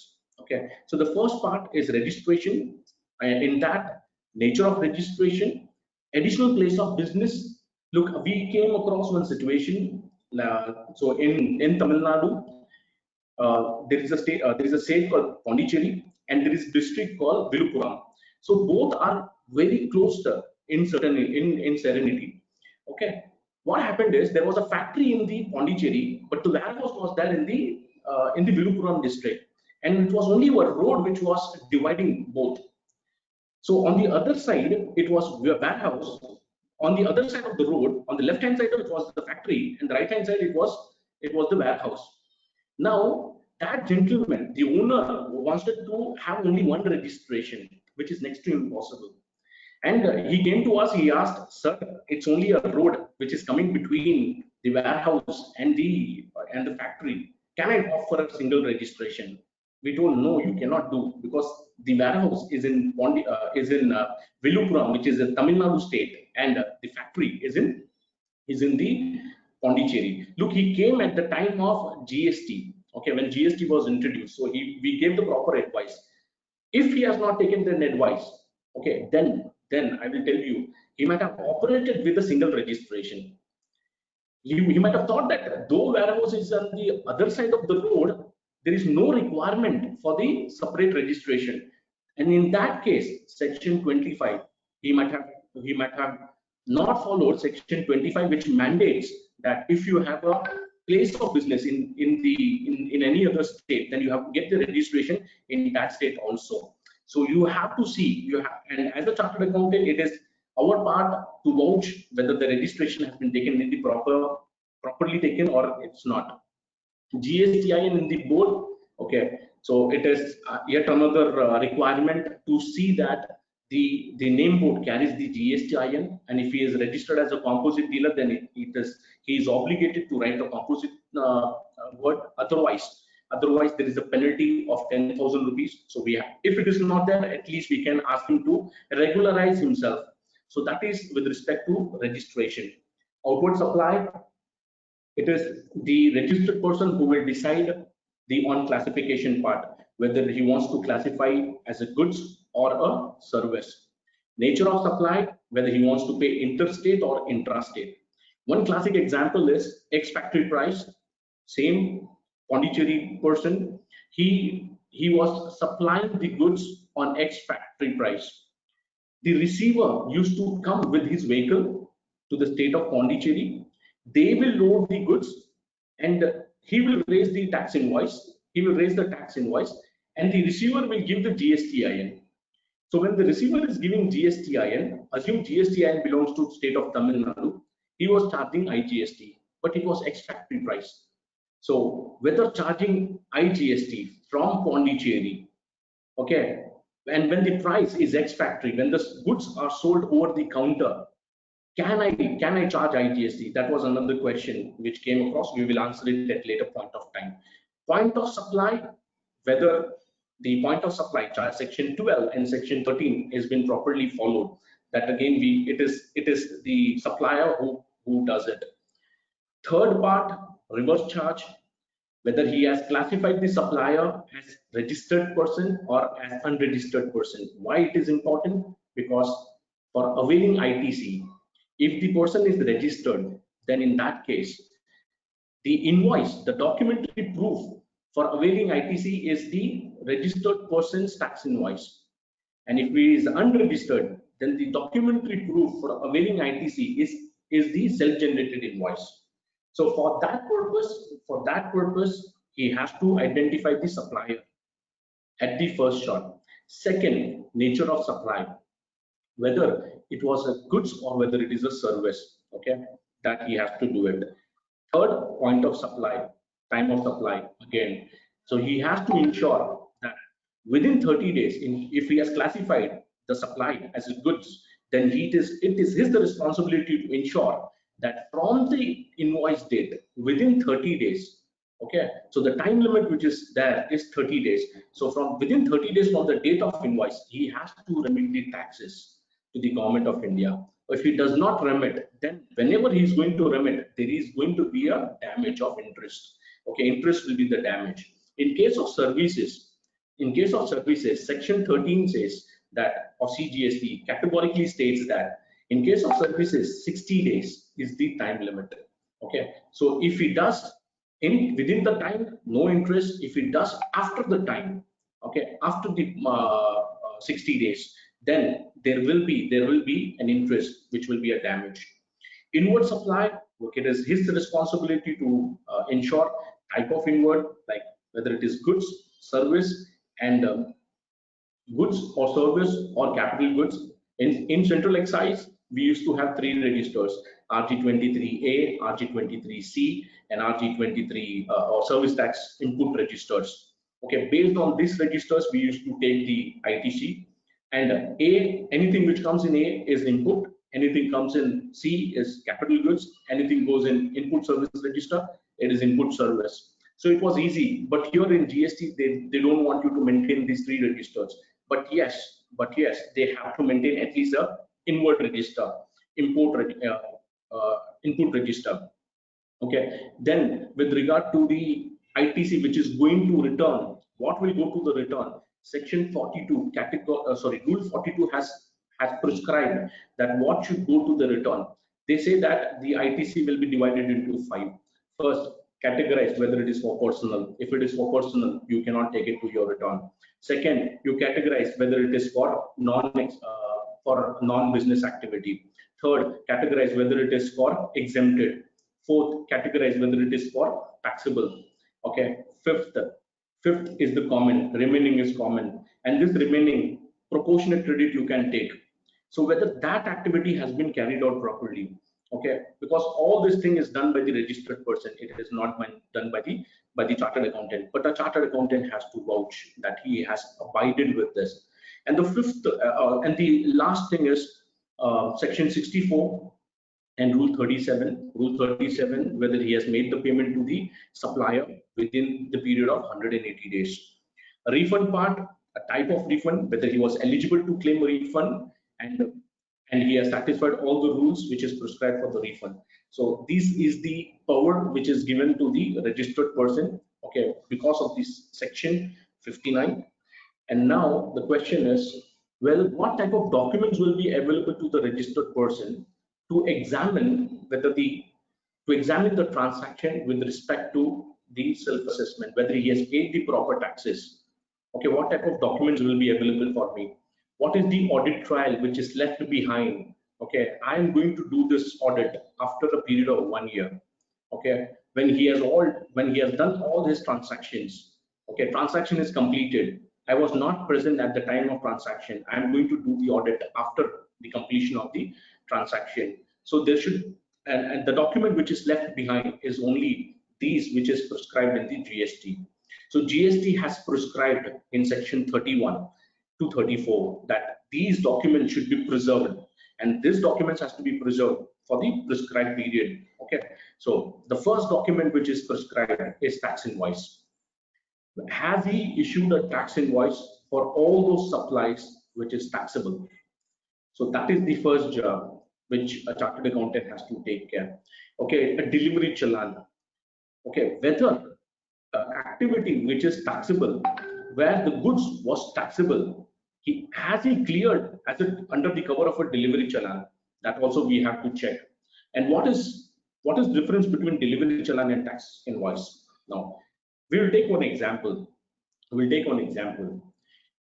A company has one car. A company has a car in its fixed asset schedule. Okay, and the worth WDV of that car, say, is 23 lakhs. Okay, so the WDV of the car is 23 lakhs. Because of a chartered accountant's advice at the proper time, the company has gained a good profit. Okay, because of the chartered accountant's advice, the company has gained good profit. So the company's board decides to give this car, which is 23 lakh rupees worth in the books, to their chartered accountant. Okay, so this is first example. Second example, now instead of chartered accountant, let us take a manager who is an employee of the company. Now because of this employees advice, company has gained a good profit, and the board decides to give this car, which is worth 23,000, to the manager. Now in both this transaction, the car is going out of the balance sheet, isn't it? So schedule 2 wants me to charge GST. Okay, now the first thing is, in case of the chartered accountant, what will be the tax, what will be the document? In case of the employee, my manager, what will be the document? Look, chartered accountant is the outsider. He does not comes and falls under schedule 1, but the manager, yeah, indeed, he falls under the schedule 1. I can give a gift which can be lesser than 50,000 rupees. Then there is no requirement to pay tax. But here my goods worth is 23 lakhs. So I have to clear the goods. When it is cleared to the employee, I have to raise a tax invoice and pay the tax for the supply which I have done to the manager. But when a transaction in connection to a chartered accountant, I don't think there is a requirement to raise a tax invoice. The goods can be cleared under the cover of a delivery challan. Okay, because only the goods is going out. Okay, you take an example of gold. Okay, assume you are a jeweler and you are going to clear a gold. Okay, fix it as with regard to the car. That was a different transaction. You assume you are a jeweler and you have a gold in your stock in trade. Now, when you are going to give the gold to your employee, tax invoice will come. When the same gold when you're going to give to a chartered accountant, in that case, since you have taken ITC, you have to raise a delivery challan. And in case of car, the delivery challan will not have the tax breakout. Okay, there is no requirement to give the tax breakup. But here, when in case of gold, since it is a stock in trade, okay, in that case, I have to give the tax breakup, and it is 17.5 reversal. Okay, it is a 17.5 reversal. I have to go and see the stock register. I will have the entry of 17.5. Okay, because and that 17.5 reversal I can vouch through delivery challan which has been issued. Now, in case of taxable transaction, it should be tax invoice. In case of non-taxable transaction, but the goods is going out. Okay, that have taken the ITC. Car is going out for a chartered accountant to the chartered accountant, but I have not taken ITC. In that case, accounting delivery challan will go. Where I have taken my stock in trade is going out. Okay, in that case, a delivery challan with the GST, a GST delivery challan. Okay, GST delivery challan will be the documentary proof that for removing the goods. Look, GST is just like central excise. In central excise, whenever the goods is cleared from the factory gate, you have to pay GST. Similarly, here it is not factory gate; it is the registered premises. So whenever the goods is removed from the registered premises, you have to pay GST. Okay, now you have to categorize whether it is taxable activity or it is like gift activity. So if it is taxable activity, tax invoice should be accompanied. If it is gift, then it should be delivery challan. Okay, and when you raise delivery challan, 17.5 item, 17.5 clause H will come, where you are mandated to do the reversal. Now, the other bill of supply, you have to check for all the transactions which are exempted, non-GST, have you raised the bill of supply? Okay. The third document is receipt and refund voucher. Receipt voucher for all advances which you are going to get. Okay, you have to raise receipt voucher and refund voucher for returning the money back. Okay, it is not the credit note here, it is the refund voucher. So that is the difference. The credit note will be accompanied with the tax invoice, but when you have raised a receipt voucher, whenever you are going to pay back the money, it is only a money transactions. It is not the credit note. In credit note, you have to give the original invoice particulars, but in receipt refund voucher, you need not give the original receipt number. So that is the difference between this receipt voucher and refund voucher. So you have to raise a receipt voucher for the advances. Okay, now the tax has to be paid only when the advance is in connection with the supply of service. So only for those transactions you have to maintain a receipt voucher, GST receipt voucher, and whenever you are going to return back. Now in COVID periods, I know many photographers who are returning back the money. They have taken the advances for the marriages, which is not happening. So in that case, everybody wants to they wanted the money back, so they are returning back the money, and we have advised everyone to issue only refund vouchers. So by issue of refund vouchers, though you have paid the advances, advance tax, that will be lying in your accounts. Okay, and you can set off that liability. You can set off the liability showing this refund voucher in the subsequent period when things get normalized. Self-generated invoice and payment voucher, this document will come only when I have categorized my RCM transaction into two. First one, RCM transaction with the registered person, another with the unregistered person. So as I told you at the beginning, that I will take the credit only based on the self invoice. So self-generated invoice for the unregistered supplier. Okay, when I'm liable to pay the tax under RCM, I will generate this self-generated invoice, and based on this invoice only I will pay the taxes. Delivery challan, we have discussed this delivery challan. I can use even for removing the goods for job work purpose. Okay, credit note, debit note. Credit note for reducing the tax as per section 34. There are four purposes for which I can raise the credit note. First one, reducing the tax liability tax rate. Second one, reducing the assessable value. Third, sales return. It is sales return of goods. Sales return of service is not possible at all. Okay. Fourth, deficiency in provision of goods or service. Okay, but proving deficiency of service is very difficult. Okay. Now, with regard to debit note, there is only two purposes. One is to increase the tax rate, to increase the assessable value. Only for these two purpose, I can raise debit note. But when I raise credit note, there is no interest damage. But when I raise debit note, the point of supply is the original tax invoice date. So whenever I raise a debit note, I have to ensure myself that this debit note taxes paid through debit note, okay, is paid along with interest. Okay, Supreme Court larger bench has categorically told it has to be paid along with interest in it has to be paid along with interest in Shell India, Steel India of Authority case. Now, it is very difficult if somebody goes and says, I want to do your GST audit, and the company comes up with the bunch of invoices. It is very difficult to do the audit. Okay, so I will do the audit based on section 35 subsection 1, which categorically prescribes that every registered person at his principal place of business should maintain outward register, inward register, and stock register. Look at this section 35 subsection 1 is in line with excise. Okay, look, they wanted you to maintain an outward register. What is the difference between this outward register and profit and loss account? There is a vast difference.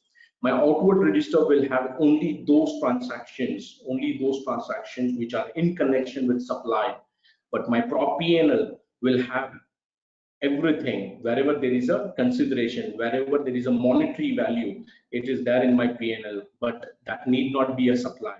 So if you remember in central excise, I can remove my goods. I can remove my goods for the purpose of warehousing. I can remove my goods for the purpose of sale. Okay, if I'm removing the goods for the purpose of sale, my P&L is hit. But if the same goods is removed for the purpose of warehousing, my sale is not hit. Okay, it remains in my outward register, and the outward register was used for the purpose of remitting my central excise. Similarly in GST, it is my outward register which will help me to determine what is my sale, okay, to determine what is my supply and what is my GST liability. Okay, we'll take one example. Dividend received will be there in the credit side of my P&L, but it should not be there in my outward register. The reason being, dividend received is actionable claim and it is schedule 3 item. So it is not nothing to do with the supply. But whereas my outward register deals only with the supply item. Okay, I have given the car to my manager. Okay, more than 50,000 rupees. It is the supply. Should be there in my outward register. But when I go to my P&L credit side, the entry will not be there. But there will be a debit line item. There will be a debit saying that gift given to the employee. Okay, so this is the difference. Okay, outward register and P&L. Now, people ask me many times that what is this outward register? Okay, do you have a format? I ask them, are you filing your GSTR1 or not? Everybody is filing GSTR1. What are we filing in GSTR1? We are filing only my outward register. The only thing is for B2B transactions, we are only filing the consolidated value rate wise, whereas outward register will have the invoice wise breakup. That is the only difference. My B2C rate wise, but whereas B2B invoice wise. So in my outward register, it will be invoice wise particular. That is the only difference. So my GSTR1 is nothing but my outward register. Okay, coming to the second one, inward register. What is this inward register? Look, inward register is going to help me for many things. Look, there are 3 activities which I have to confirm during the audit. First activity, whether the goods or the service has been received. Section 16 subsection 2 mandates me to ensure that the goods or the service has been received. Okay, so I should take the credit only when the goods is received. So can I just go through the P&L or entry in the books and say, yeah, the goods is received? No, the invoice can be dated August, but the goods might have received only in the month of September. So in that case, I'm eligible to take the credit only when in the month of September. And what is the proof? The proof will be my stock register, the inward in my stock register, and the data which will correlate with my inward register. And to that, I will ensure that there is a GRN. Okay, the GRN date and GRN number will be the proof for the for satisfying that the goods have been received on the particular date, and I'm eligible to take the credit from that date. Okay, so that is very important. So first point which has to be vouched in inward register is the date of receipt. Okay, when it was received. Second thing which I will vouch is whether the CGST, SGST, which is there in the document, has been properly carried out in the inward register. Third point is to check. Third point is to check whether the 180 days, whether the invoice has been paid within 180 days. If it is paid within 180 days, then the reversal, if it is paid, no problem. If it is not paid, then the reversal should happen along with the interest. So that three important areas will be available only in my inward register. And without this inward register, I don't think I will be able to complete my and without this inward register, I don't think I will be able to complete my audit process. Stock register, as I told you, that stock register will give me two important data. First important data is the inward, the when the goods have been received, okay, which will have a GRN number, okay, and GRN date. Second important date, the second important thing which I want to see in stock register is section 17 subsection 5 clause H. Section 17(5) H prescribes those activity which happens only subsequent to taking credit. The day 1 I have taken the credit, but on the day 10th I have cleared the goods for the complement purpose. Okay, so day 1 I have taken the credit, at day 10th I have cleared the goods for the complement purpose. In that case, I am giving the goods which I have purchased as a gift. So in that case, section 17(5) H says to reverse the ITC, and the documentary proof the goods are cleared and it has been cleared for the purpose of gift, then I have to clear the goods under the cover of a delivery challan, and that delivery challan is the proof for reversing my ITC. Okay, it was happening even in excise regime. It happens even now. Along with the three principal registers, government want me to maintain these 4 different registers, and these are yet another registers, important registers, which will help me to determine whether export has indeed happened, whether it is import. Okay, RCM, as I told you, it is important with three points which we'll discuss. An advance register, very important register to with respect to payment of taxes payouts.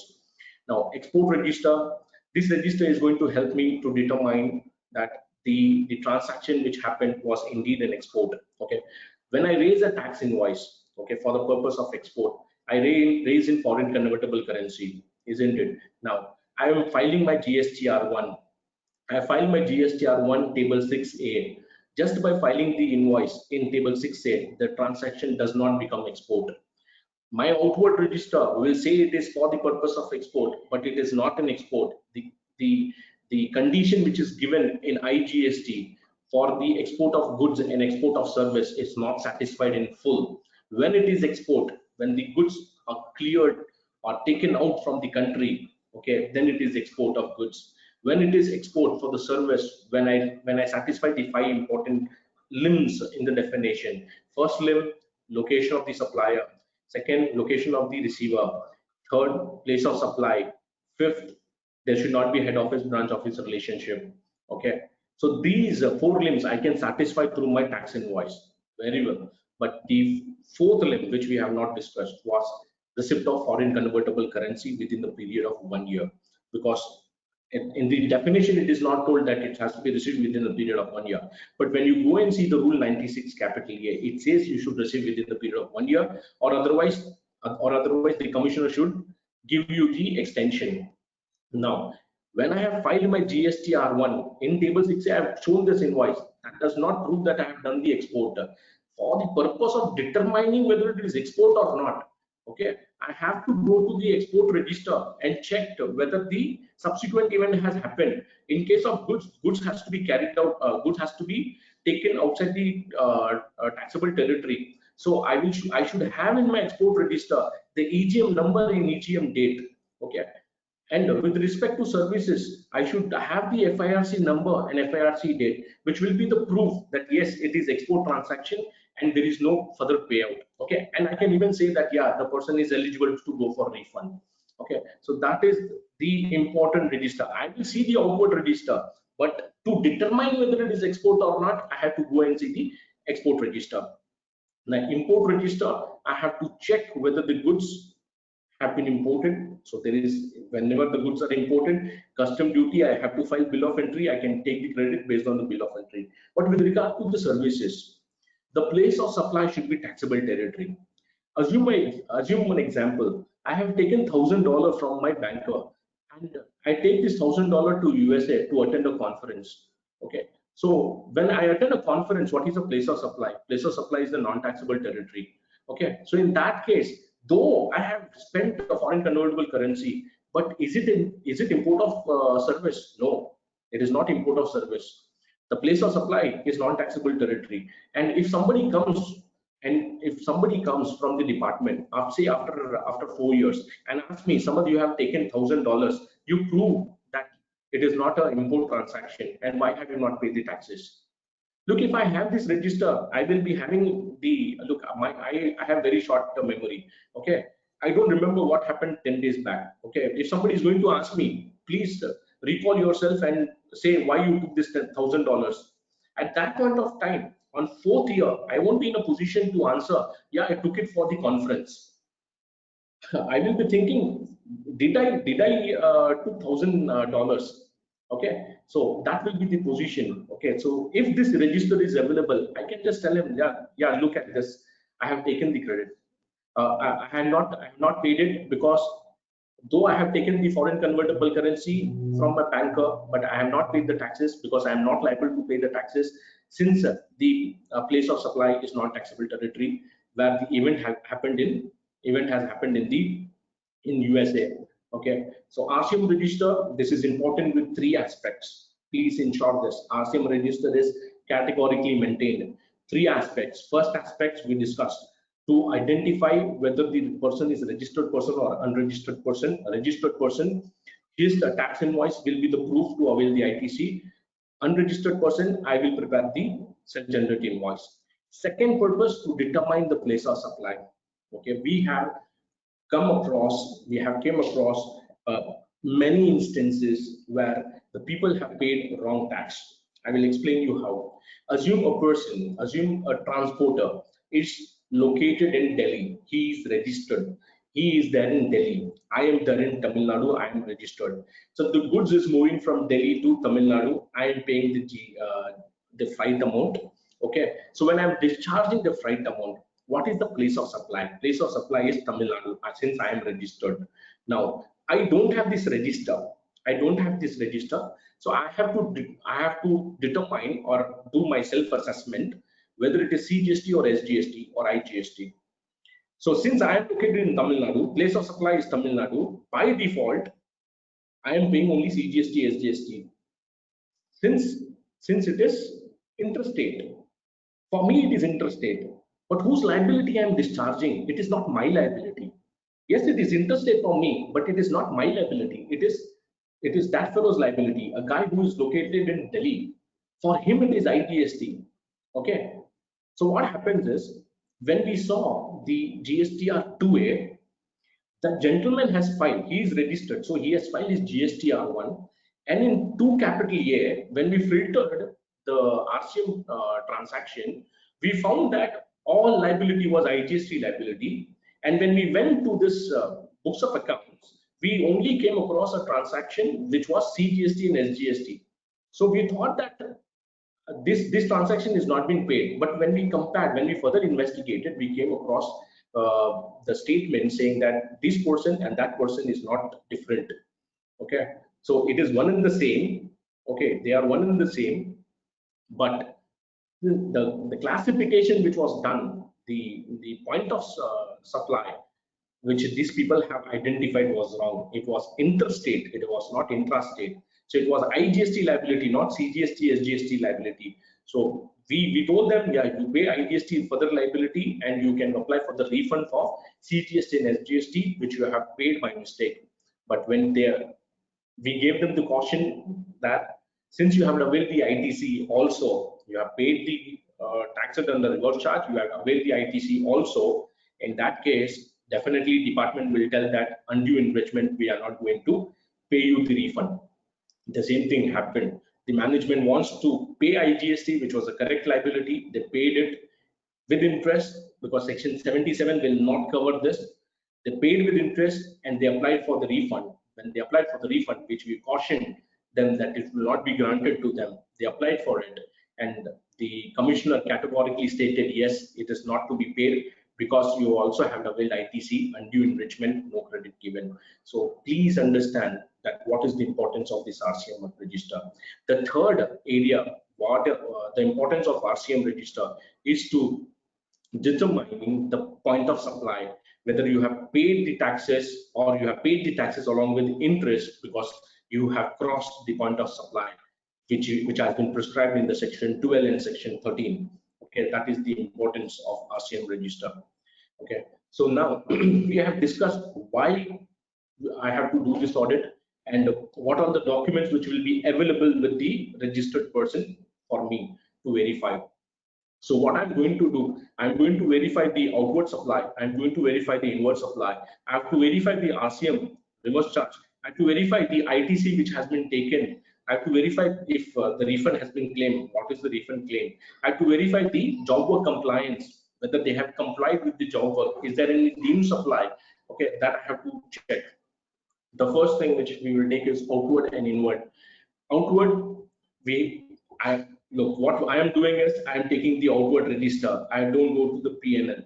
I ask them to prepare an outward register. Since I was following central excise, even in GST, I follow central excise in practice. So I ask them to prepare a proper outward register. And in that outward register, first thing which I see is the documents. Okay, whether a proper document has been issued, whether the place where he has to issue the tax invoice, has he issued a tax invoice with all the relevant particulars in the tax invoice. Okay, in case of export, has he issued the export invoice with the statement that it is issued with LUT or without LUT, that is with payment and without payment. So that document has to be taken care. So first thing is to see to it the proper document has been issued. Okay, so in case of tax invoice, tax will be charged. In case of bill of supply, tax won't be charged. So that is the first thing. Second, point of supply. What is the point of supply? So I have to ensure that from the date of completion, the 30 days time limit has been complied with in respect of services. Okay, in respect of goods, I have to ensure that the goods have left along with the tax invoice. So that is the important thing. Okay, but we have came across a situation where the goods goes first and the tax invoice goes later. Okay, it was happening in 17-18, but later 18-19. Now, since it is mandatory to clear the goods with the e-invoice, with the e-way bill, they are mandated to send the goods along with the tax invoice. Nature of supply. Now they have to determine whether it is in intrastate transaction or intrastate transaction. We were discussing one issue. Now there was a guy in Pondicherry who was selling spare parts. Okay, automobile spare parts. So guy in Pondicherry selling automobiles and spare parts, spare parts of automobile. I am a registered person from Tamil Nadu. Okay, I go to Pondicherry, I buy the spare parts. Okay, I buy the spare parts, I give my GSTIN. So just by giving GSTIN, can you say that, yeah, this fellow is a registered person, I should charge him IGST? And what I do is, I am the ultimate consumer. I have taken my vehicle, which is repaired, and it is getting repaired in Pondicherry. The vehicle is getting repaired in Pondicherry. I want to buy these spare parts. I go to the spare part shop. I pay the spare part fellow. I purchase the spares go to my mechanic. I gave my mechanic the spare parts. And since I have given my GSTIN, though I'm not going to claim the credit, okay, I'm not going to claim the credit. It is my car which I've taken there. It got repaired in Pondicherry. I have to repair it. So I'm getting it repaired in Pondicherry. Since I have a GSTIN, I've given GSTIN. Just because that fellow has given GSTIN, can I charge IGST? And where is this fellow taking this spares? It is taking to Pondicherry, a garage, automobile garage in Pondicherry, and getting it repaired, okay, getting it replaced. So where it is the consumption happens in Pondicherry. So can I charge IGST? Keep it open, but according to me, it can never be charged IGST. It has to be CGST, SGST transaction. And we have given an observation. The company was very strong in their objective that since the fellow has given IGST, it is consumed in Tamil Nadu, but where it got consumed in Pondicherry, and the car registration was Pondicherry registration. So we told you cannot do that. We gave an observation. Okay, so you have to see to it that whether it is CGST, SGST, or it is IGST, and you can see through your place of supply which has been classified. Here the place of supply was over the counter, so it should be CGST, but by default it was classified as IGST. We gave the observation, a proper observation. The fourth line item is classification, whether it has been classified as the goods or classified as the service. Very important.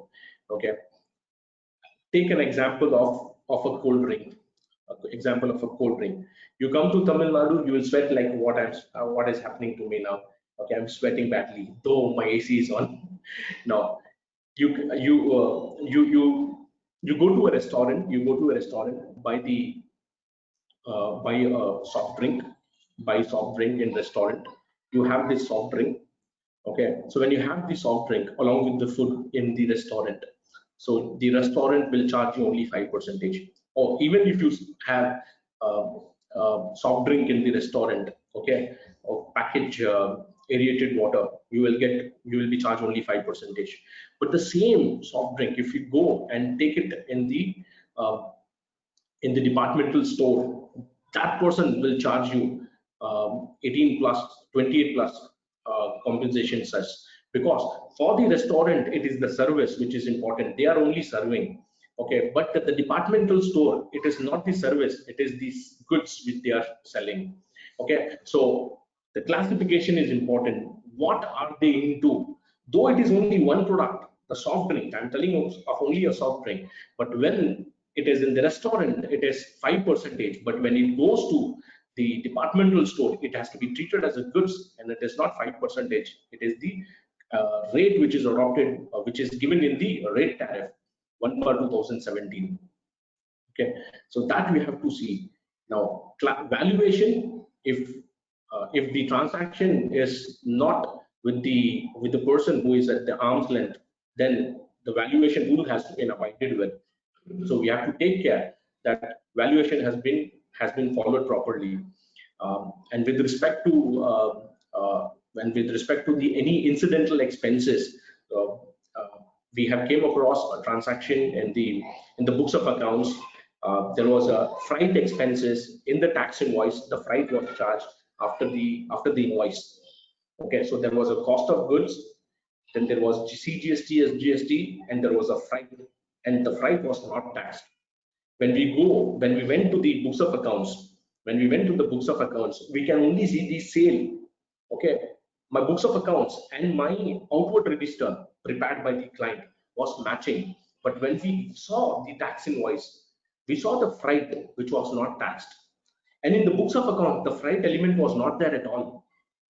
So we went and saw the trial balance. In the trial balance, the freight which was credit was almost also having the debit, an equal amount of debit.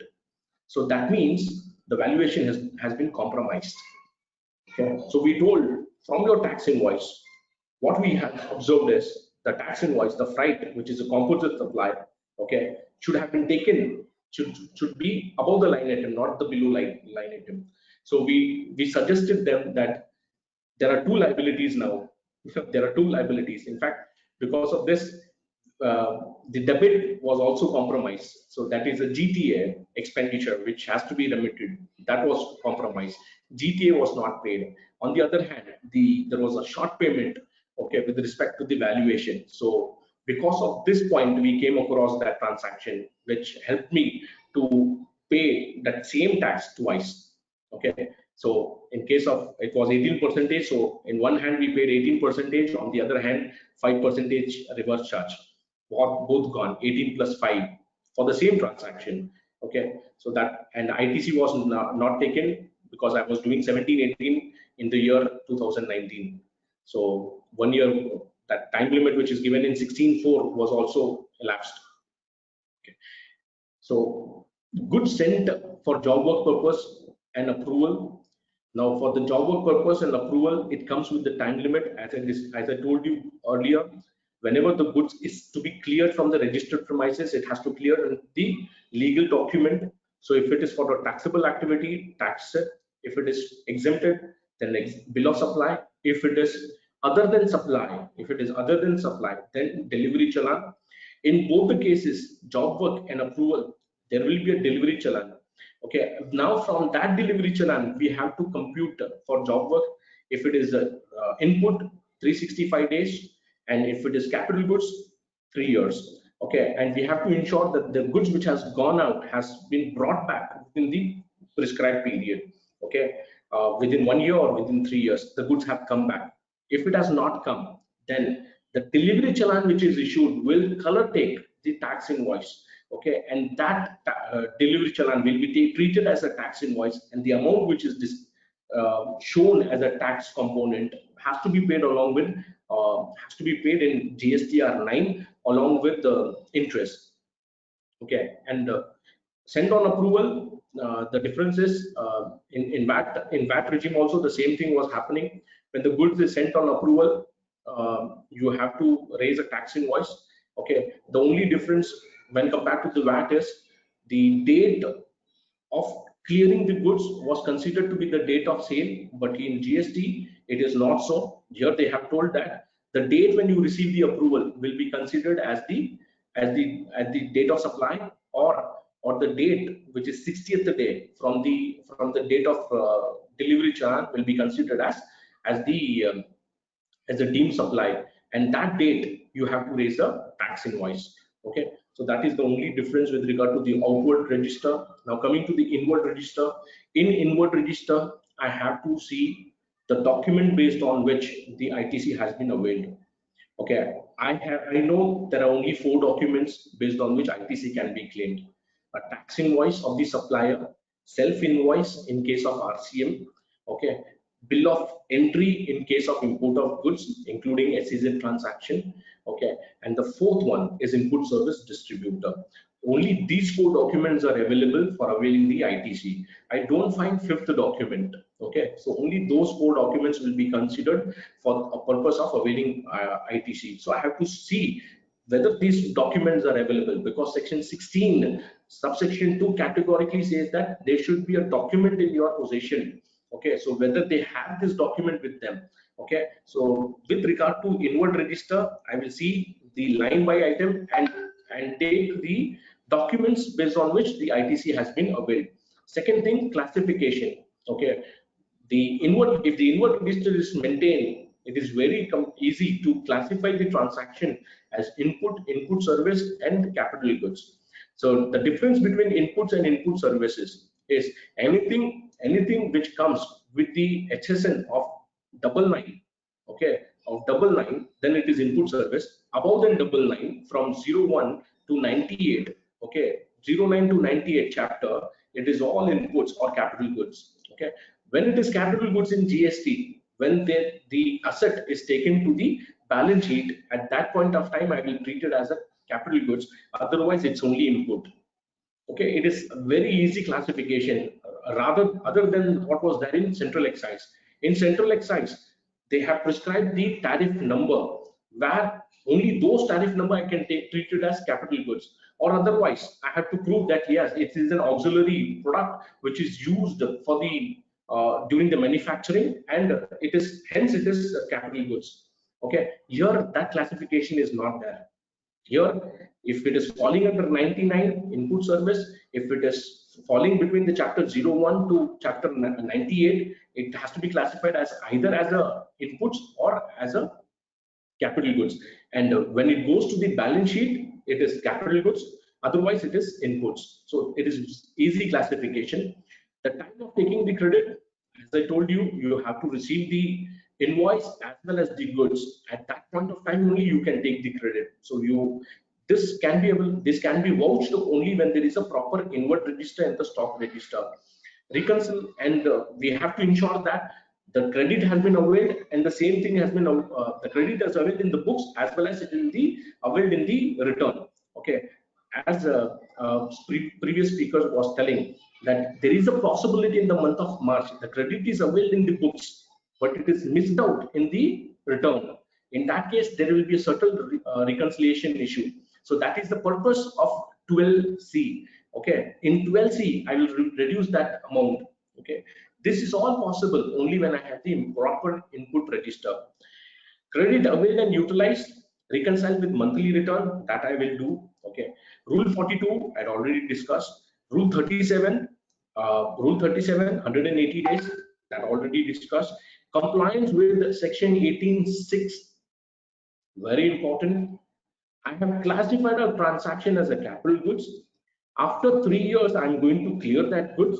Okay, if I have the date of availment, okay, because section 18 subsection 6 says that you have to do the depreciation entry. You have to check whether the value which is there, the assessable value or the sale value of the capital goods, or the calculation, whichever is showing you more value, okay, that will become the assessable value. Okay, the sale consideration or the computation which is prescribed under the section, whichever is more will be taken as the assessable value. So we have to check if there is a sale of goods, capital goods, where ITC was availed, then whether this calculation has been carried out.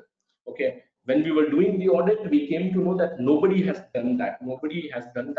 The asset was purchased and the same asset was sold at the depreciated value or very less value, and the GST was paid only on the sale value, okay, on the supply value. But when we did this computation, we came to know that they should have paid the tax, which was doubled the amount. They paid only say 50,000 rupees, but whereas when we did the calculation value was comparatively be more. So on that, when we did the liability computation, we came to know that it was 50,000 which they should have paid, but they paid only 25,000. Okay, so you have to ensure with regard to the capital goods whether section 16, section 18, subsection 6 has been complied with. Reconciliation of ITC between 3B and 2A, you have to do it. And when we did it, we came across only negative things. Okay, we came across only the differences. The invoices were credit was availed, but ITC was not there. So when we started observing the hard copies of those those ITC, we observed that four reasons why it is not appearing in 2A.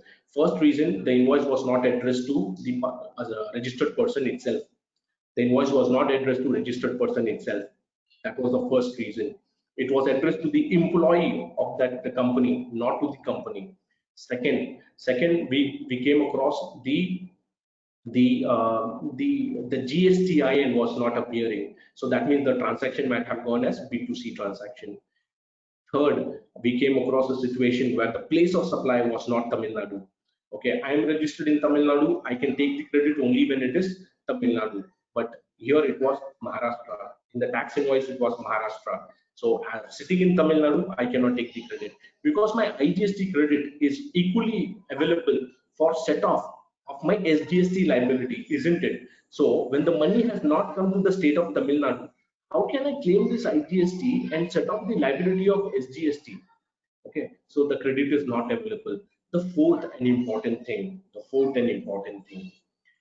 you have to see whether the person is registered as a regular person or he is a composite dealer. Okay, we came across a situation where there was a tax charged in the invoice. Okay, and the rate which was adopted was really 2%. Okay, the rate adopted was only 2%. 1% is CGST, 1% is GST. Okay, and the credit was taken. There were 15 transactions like that. And when we checked that the invoice is properly given, a proper invoice, tax is also given, a rate is only the issue. So when we went and checked the GSTIN of the supplier, we were shocked to see that he was not regularly registered. He was registered as a composite dealer. So in case of composite dealer, this tax rate which is there in the tax invoice has to be paid from his pocket. But whereas that fellow has done he has charged from me. But can I take the credit? Look, from the invoice itself, is it apparent that he has charged the discounted rate, a rate which is prescribed for the composite dealer? Can I take the credit? The officer will come and say that no, you cannot take the credit, because from the invoice itself it is apparent that it is a discounted rate which is given to the composite dealer. You should have told, I will not pay you. Why you paid it? You have paid it, you cannot take the credit. Just like that, you cannot take the credit. So that important, this 4 point has to be kept in mind when we do this reconciliation. With regard to the reverse charge, we have to see to the reverse charge register that with these following points have been taken care. Whether the activity is indeed RCM activity. Okay, first thing. When we were doing the GST reconciliation, GSTR 9 working, we went to, like, it is always our practice to go and see 2A, that whether somebody has charged you GST and you have not paid under RCM. So when we were comparing 2A with the RCM register, we came to a transaction where the person has charged 18%. Okay, a person has charged 18% GST as a forward charge. It was not under RCM. But this fellow has paid 5% considering it as RCM. We asked for the invoice, okay, and in the books also it was reflecting under freight expense. So when the books it is freight expense, in my RCM register it is freight expense. He is a registered person. So when I went and saw, it was showing 18% charged in the GSTR 2A. So when we started examining the tax invoice, the description which was given in the tax invoice, okay, gave us the shock. The description was hiring of a vehicle. Okay, hiring of a vehicle and transport charges. There are two different things. Vehicle hire, when you take a vehicle on a hire, that fellow will charge 18%. It can never, he's not acting as a GTA. He's not going to issue a consignment note. He's going to issue a tax invoice. Okay, and this tax invoice should carry only 18%. So there was 18% charged. And this gentleman, instead of, since it was booked as a freight in the books of accounts, they started paying the RCM 5%. Now, but the issue is the 18% which is charged by that person, the supplier, the ITC was not taken at all. So the ITC got lapsed for the year 17-18. Now 5% which these people have paid, they have taken ITC. We told him that, look, is this activity of vehicle, hiring of a vehicle, okay, hiring of a vehicle, is it prescribed under notification 13/2017? No. So you have paid RCM, okay, no problem, you paid RCM, no issue, you paid extra, okay. Since it is the wrong payment, you should have gone for refund. But what you have done, you have taken ITC. So there is a possibility in later point of time, the department officer, when he is going to do the audit under section 65, he may come and say, look, you have paid this RCM is a wrong payment, and since there is no RCM liability, how can you take the ITC of saying that it is RCM liability? So he may deny that as the ITC which you have taken for the RCM payment. So you have to check to it that this is a proper RCM liability. So we gave an observation that is different part in our GSTR 9C. Okay, that this amount which is hiring, they have paid as GTA, thinking GTA, they have paid it, and it is booked in the books of accounts also as a freight expenses. Okay, the second one, taxes has to be discharged during the financial year. So in my outward register, I have to ensure that the taxes is discharged in the current financial year. Then it comes in my GSTR 9. If the taxes is discharged in the subsequent form GSTR 3B, subsequent years form GSTR 3B, then it will not be appearing in my GSTR 9 of that year, but it has to be taken to the GSTR 9 of the subsequent year. That was the clarification which was given in the press release issued in the month of September. Okay, so that I have to take care. Second, classification of the supplier, registered, unregistered. A proper document, if it is registered, then his tax invoice I have to show in my RCM register. If he is unregistered, then I have to give my self invoice number and self invoice date. Nature of supply, I have to see to it whether it is a goods or it's a service. If it is a goods, the rate is different. If it is service, the rate will be different. Point of supply, 30 days in case of goods and 60 days in case of service. The payment, the taxes has to be remitted. Okay, otherwise I have to remit the taxes along with interest. ITC status, okay, whether it is available to me, whether the ITC is available for that line item. If it is yes, I will put yes, and the ITC will go to the inward register. If it is not available, then I will put no. So it will that stops the item. Import register, we have already discussed. The important point is, in case of importers, the place of supply. I have to ensure that the place of supply is Tamil Nadu. In case of refund, I have to check under which category I fall, whether I fall under any category, or I fall under registered person category, or I fall under notified person category. Okay, notified person category, there are three people. One is UIN holder, second is retail outlet beyond the immigration point, third canteen store department. Okay, for first and third, I don't think GSTR 9 is applicable, because those people will be audited by CNAG. So first and third is not applicable. Second, retail outward beyond the immigration point, yes, audit will be applicable. In that case, I have to ensure that the undertaking which they have given at the time of filing the refund application, because this is invoice wise refund, so I have to ensure that they have taken a proper credit, okay, the proper refund, and ITC is not being taken for the refund which they have claimed. Okay, so they are supposed to take the they are not supposed to take the ITC, but they are supposed to take the tax which they have paid for the supply which they have done to the non-resident. Okay, so that I have to take care. The undertaking which they have filed, whether it is properly complied with or not, because I don't think the officers are verifying that. As soon as they file the refund, they are just processing the refund and giving the tax money. Okay, in case of registered person, I have two opportunities. Okay, there are two areas where I can apply for the refund. First area is the excess amount lying in my cash ledger. The point of there is no time limit to claim this refund. Okay, if there is an excess credit excess amount lying in your cash ledger, you can apply this amount at any point of time. There is no time limit.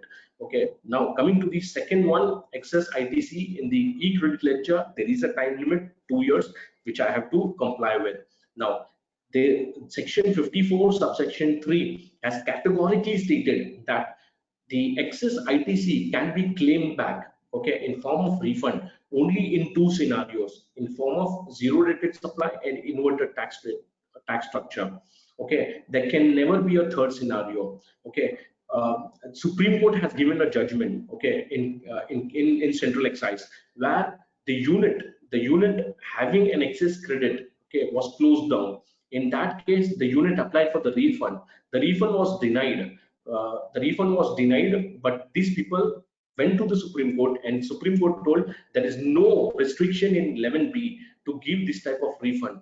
So when there is no restriction, you cannot deny the refund. So the refund was processed and it was given to that manufacturing unit. But in GST, they have categorically stated that there was an issue. Here they have categorically stated that refund of excess ITC will be given only in two scenarios.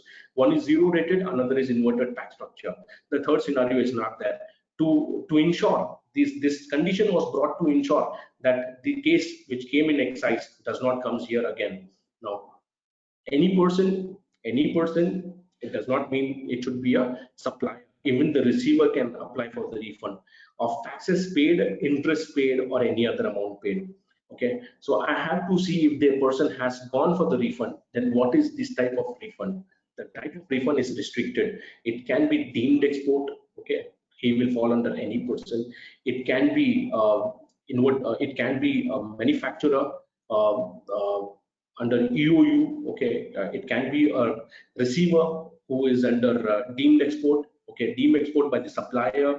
Okay, these two people can go for this refund.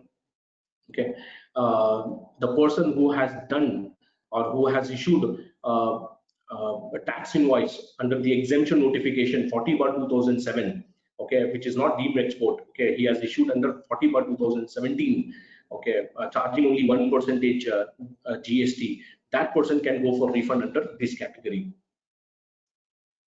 So the final document which we have to see is the reports, which is available with the company. Carol report, fixed asset records. Okay, we have to ensure, because in Carol report checklist, these items which is in connection to the GST, we might have given some observation here. Normally we give positive observation, but the same positive observation is also given in the certificate. Okay, if here I am telling that fixed asset records have been maintained properly, okay, I should not go and say in my certificate that fixed register is not available. Okay, then there will be a problem, then there will be a chaos. Here I am telling that physical verification of input supplies and the goods meant for outward supply has been undertaken. So I am giving the assurance. Look, I have already given the report, a carry report, saying that yes, stock taking has been done. But I cannot go and say that yeah, there is a problem in the stock taking in GST certificate. So when this report, a carry report, and my certificate show go in hand, it cannot take a negated remark in my certificate. It should be it should be one and the same. Okay, if there is going to be a disputed liability in the customs, income tax, and GST, okay, if I have qualified it in my carry report, the same qualification I have to ensure that it is there in my GST certificate also. Okay, now coming to 3CD depreciation of the fixed asset. Yes, if the asset has been taken along with the ITC component, okay, in my form 3CD, I might have told that yeah, ITC has been taken along with for the purpose of depreciation. So in my GST inward register, I have to ensure that the ITC is not been carry forwarded. Okay, if ITC is carry forwarded, then I have to do the reversal of that. Okay, in 3CD, I am telling that ITC availed and carry forwarded. Okay, this amount has to be matching with my entry number 12. Okay, in entry number 12 again of my GSTR 9C, they are asking me to give the disclosure of how much ITC I had availed and how much ITC I am carry forwarding. Okay, that value should match with my 3CD value. Entry number 12, clause number 21, prior period income and expenditure. Okay, that I have to take care. Auditor's report, if I have to see is there any of this observation or provision of the obsolete item, whether the auditor has recommended for the provision of the obsolete item which is not there in the balance sheet. Okay, in that case 17.5 reversal is required. Goods meant for outward supply. Okay, goods meant for outward supply in line with the stock. Okay, and it has not been reconciled. The stock which is there, the physical stock is higher than what is there in the books of accounts. In that case, I have to see this remark. Internal control mechanism, just to determine whether everything is proper. The document which is shared to me, whether is it proper or is it required a further investigation. So thank you very much. Thank you for your patient hearing. Hope I've completed all the aspects. Vishal sir. Yes, sir. Thank you very much. I guess Rohan Bhai is here.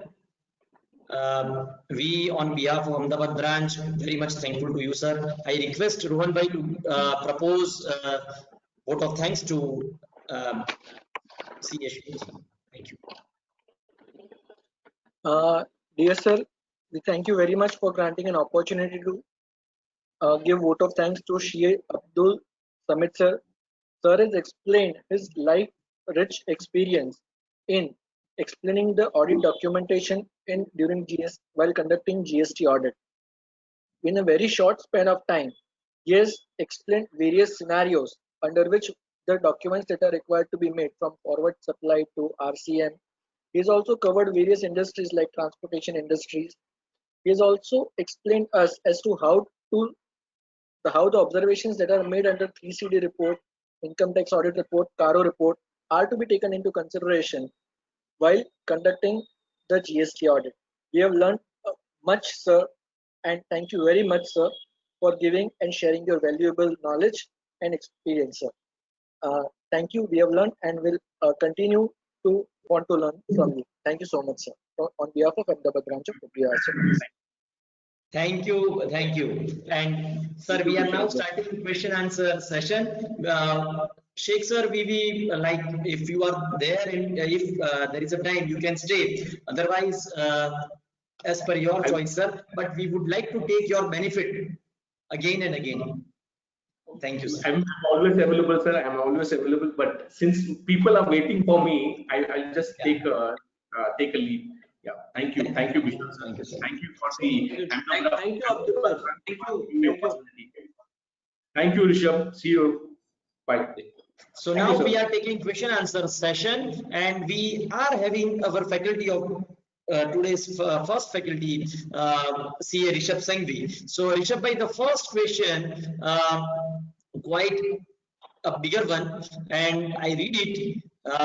That reporting of ITC reverse calculated considering ITC availed for the entire real estate project in ratio of unbooked units as on date of obtaining BU permission, that is completion certificate. Since the ITC reversal is calculated considering ITC availed for the entire real estate project and the ratio of unbooked units as on date of obtaining BU permission, it so happens that the calculated amount of reversal will be higher than ITC availed during the financial year. Because of this, the amount of reversal reported at serial number 7C as per rule 42 will be higher than the amount reported at serial number 60 total ITC availed, and therefore serial number 7J in GSTR 9 has a negative value. Because of the above, how the auditors should approach reporting of ITC in GSTR 9C at serial number 12 and at serial number 14. So Rishabh bhai,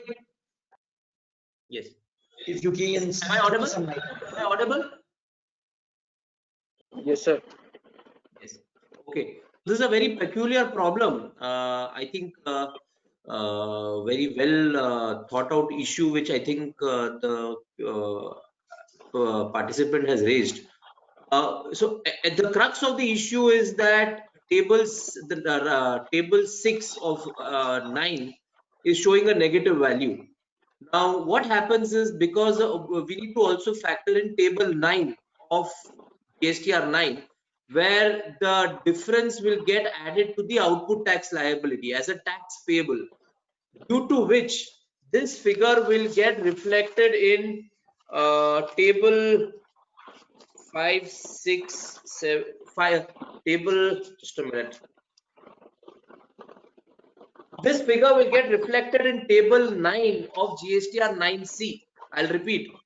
This figure will get reflected as an output in the annual return in table 9Q of GSTR 9C. And then the output as per books will be lower. The output as per GSTR 9 will be higher. That difference we will report in table 10 as unreconciled items, stating giving the reasons that this is a project level reversal more than what we have claimed in this year, and therefore considered as a reversal for purpose of input tax credit. Perfect, sir. So then the other query is, I think one more query the participant has, whether it will be reported in table 12 and table 14.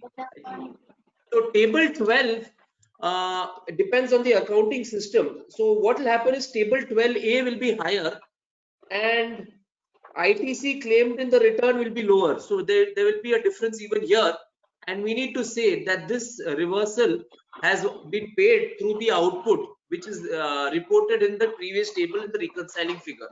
So through which we can correlate the input tax reversal and the output payment. So the next question, Rohan bhai. Can an internal auditor for the financial year 2021 be appointed as a GST auditor and certify GSTR 9C for the financial year 18-19? Okay.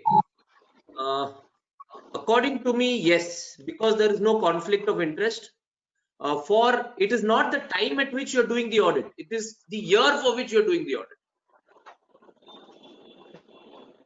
Completely, and I guess there is no bar so far as the GST audit is concerned. Yes. Rohan bhai, what's your view? Same, sir. Sir, the next question is whether expenses like power expenses is required to be reported in GSTR table 14 of GSTR 9C, because on electricity, I guess there is no GST. Yeah. According to me, first of all, there it has already been relaxed by notification 56 of 2019. Even beyond that, according to me, even if it was not relaxed, it is not required to be reported because there's no GST on those electricity expenses. Only those ledgers in which GST component is included will have to be reported. Perfect, sir. Thank you. Whether the annexure attached with GSTR 9 mentioning the revenue bifurcation in multi-state companies was done by management and we have relied on the same. Is it okay, sir? Yes, so according to me, this bifurcation is, and if it is certified by that company, by the management, that this is a true extract of the figures which have got consolidated into the financial statements. If that TB is certified, self-certified, I think it's a sufficient documentation. And if the stat audit also says that this has actually got consolidated into the financials, all the more good.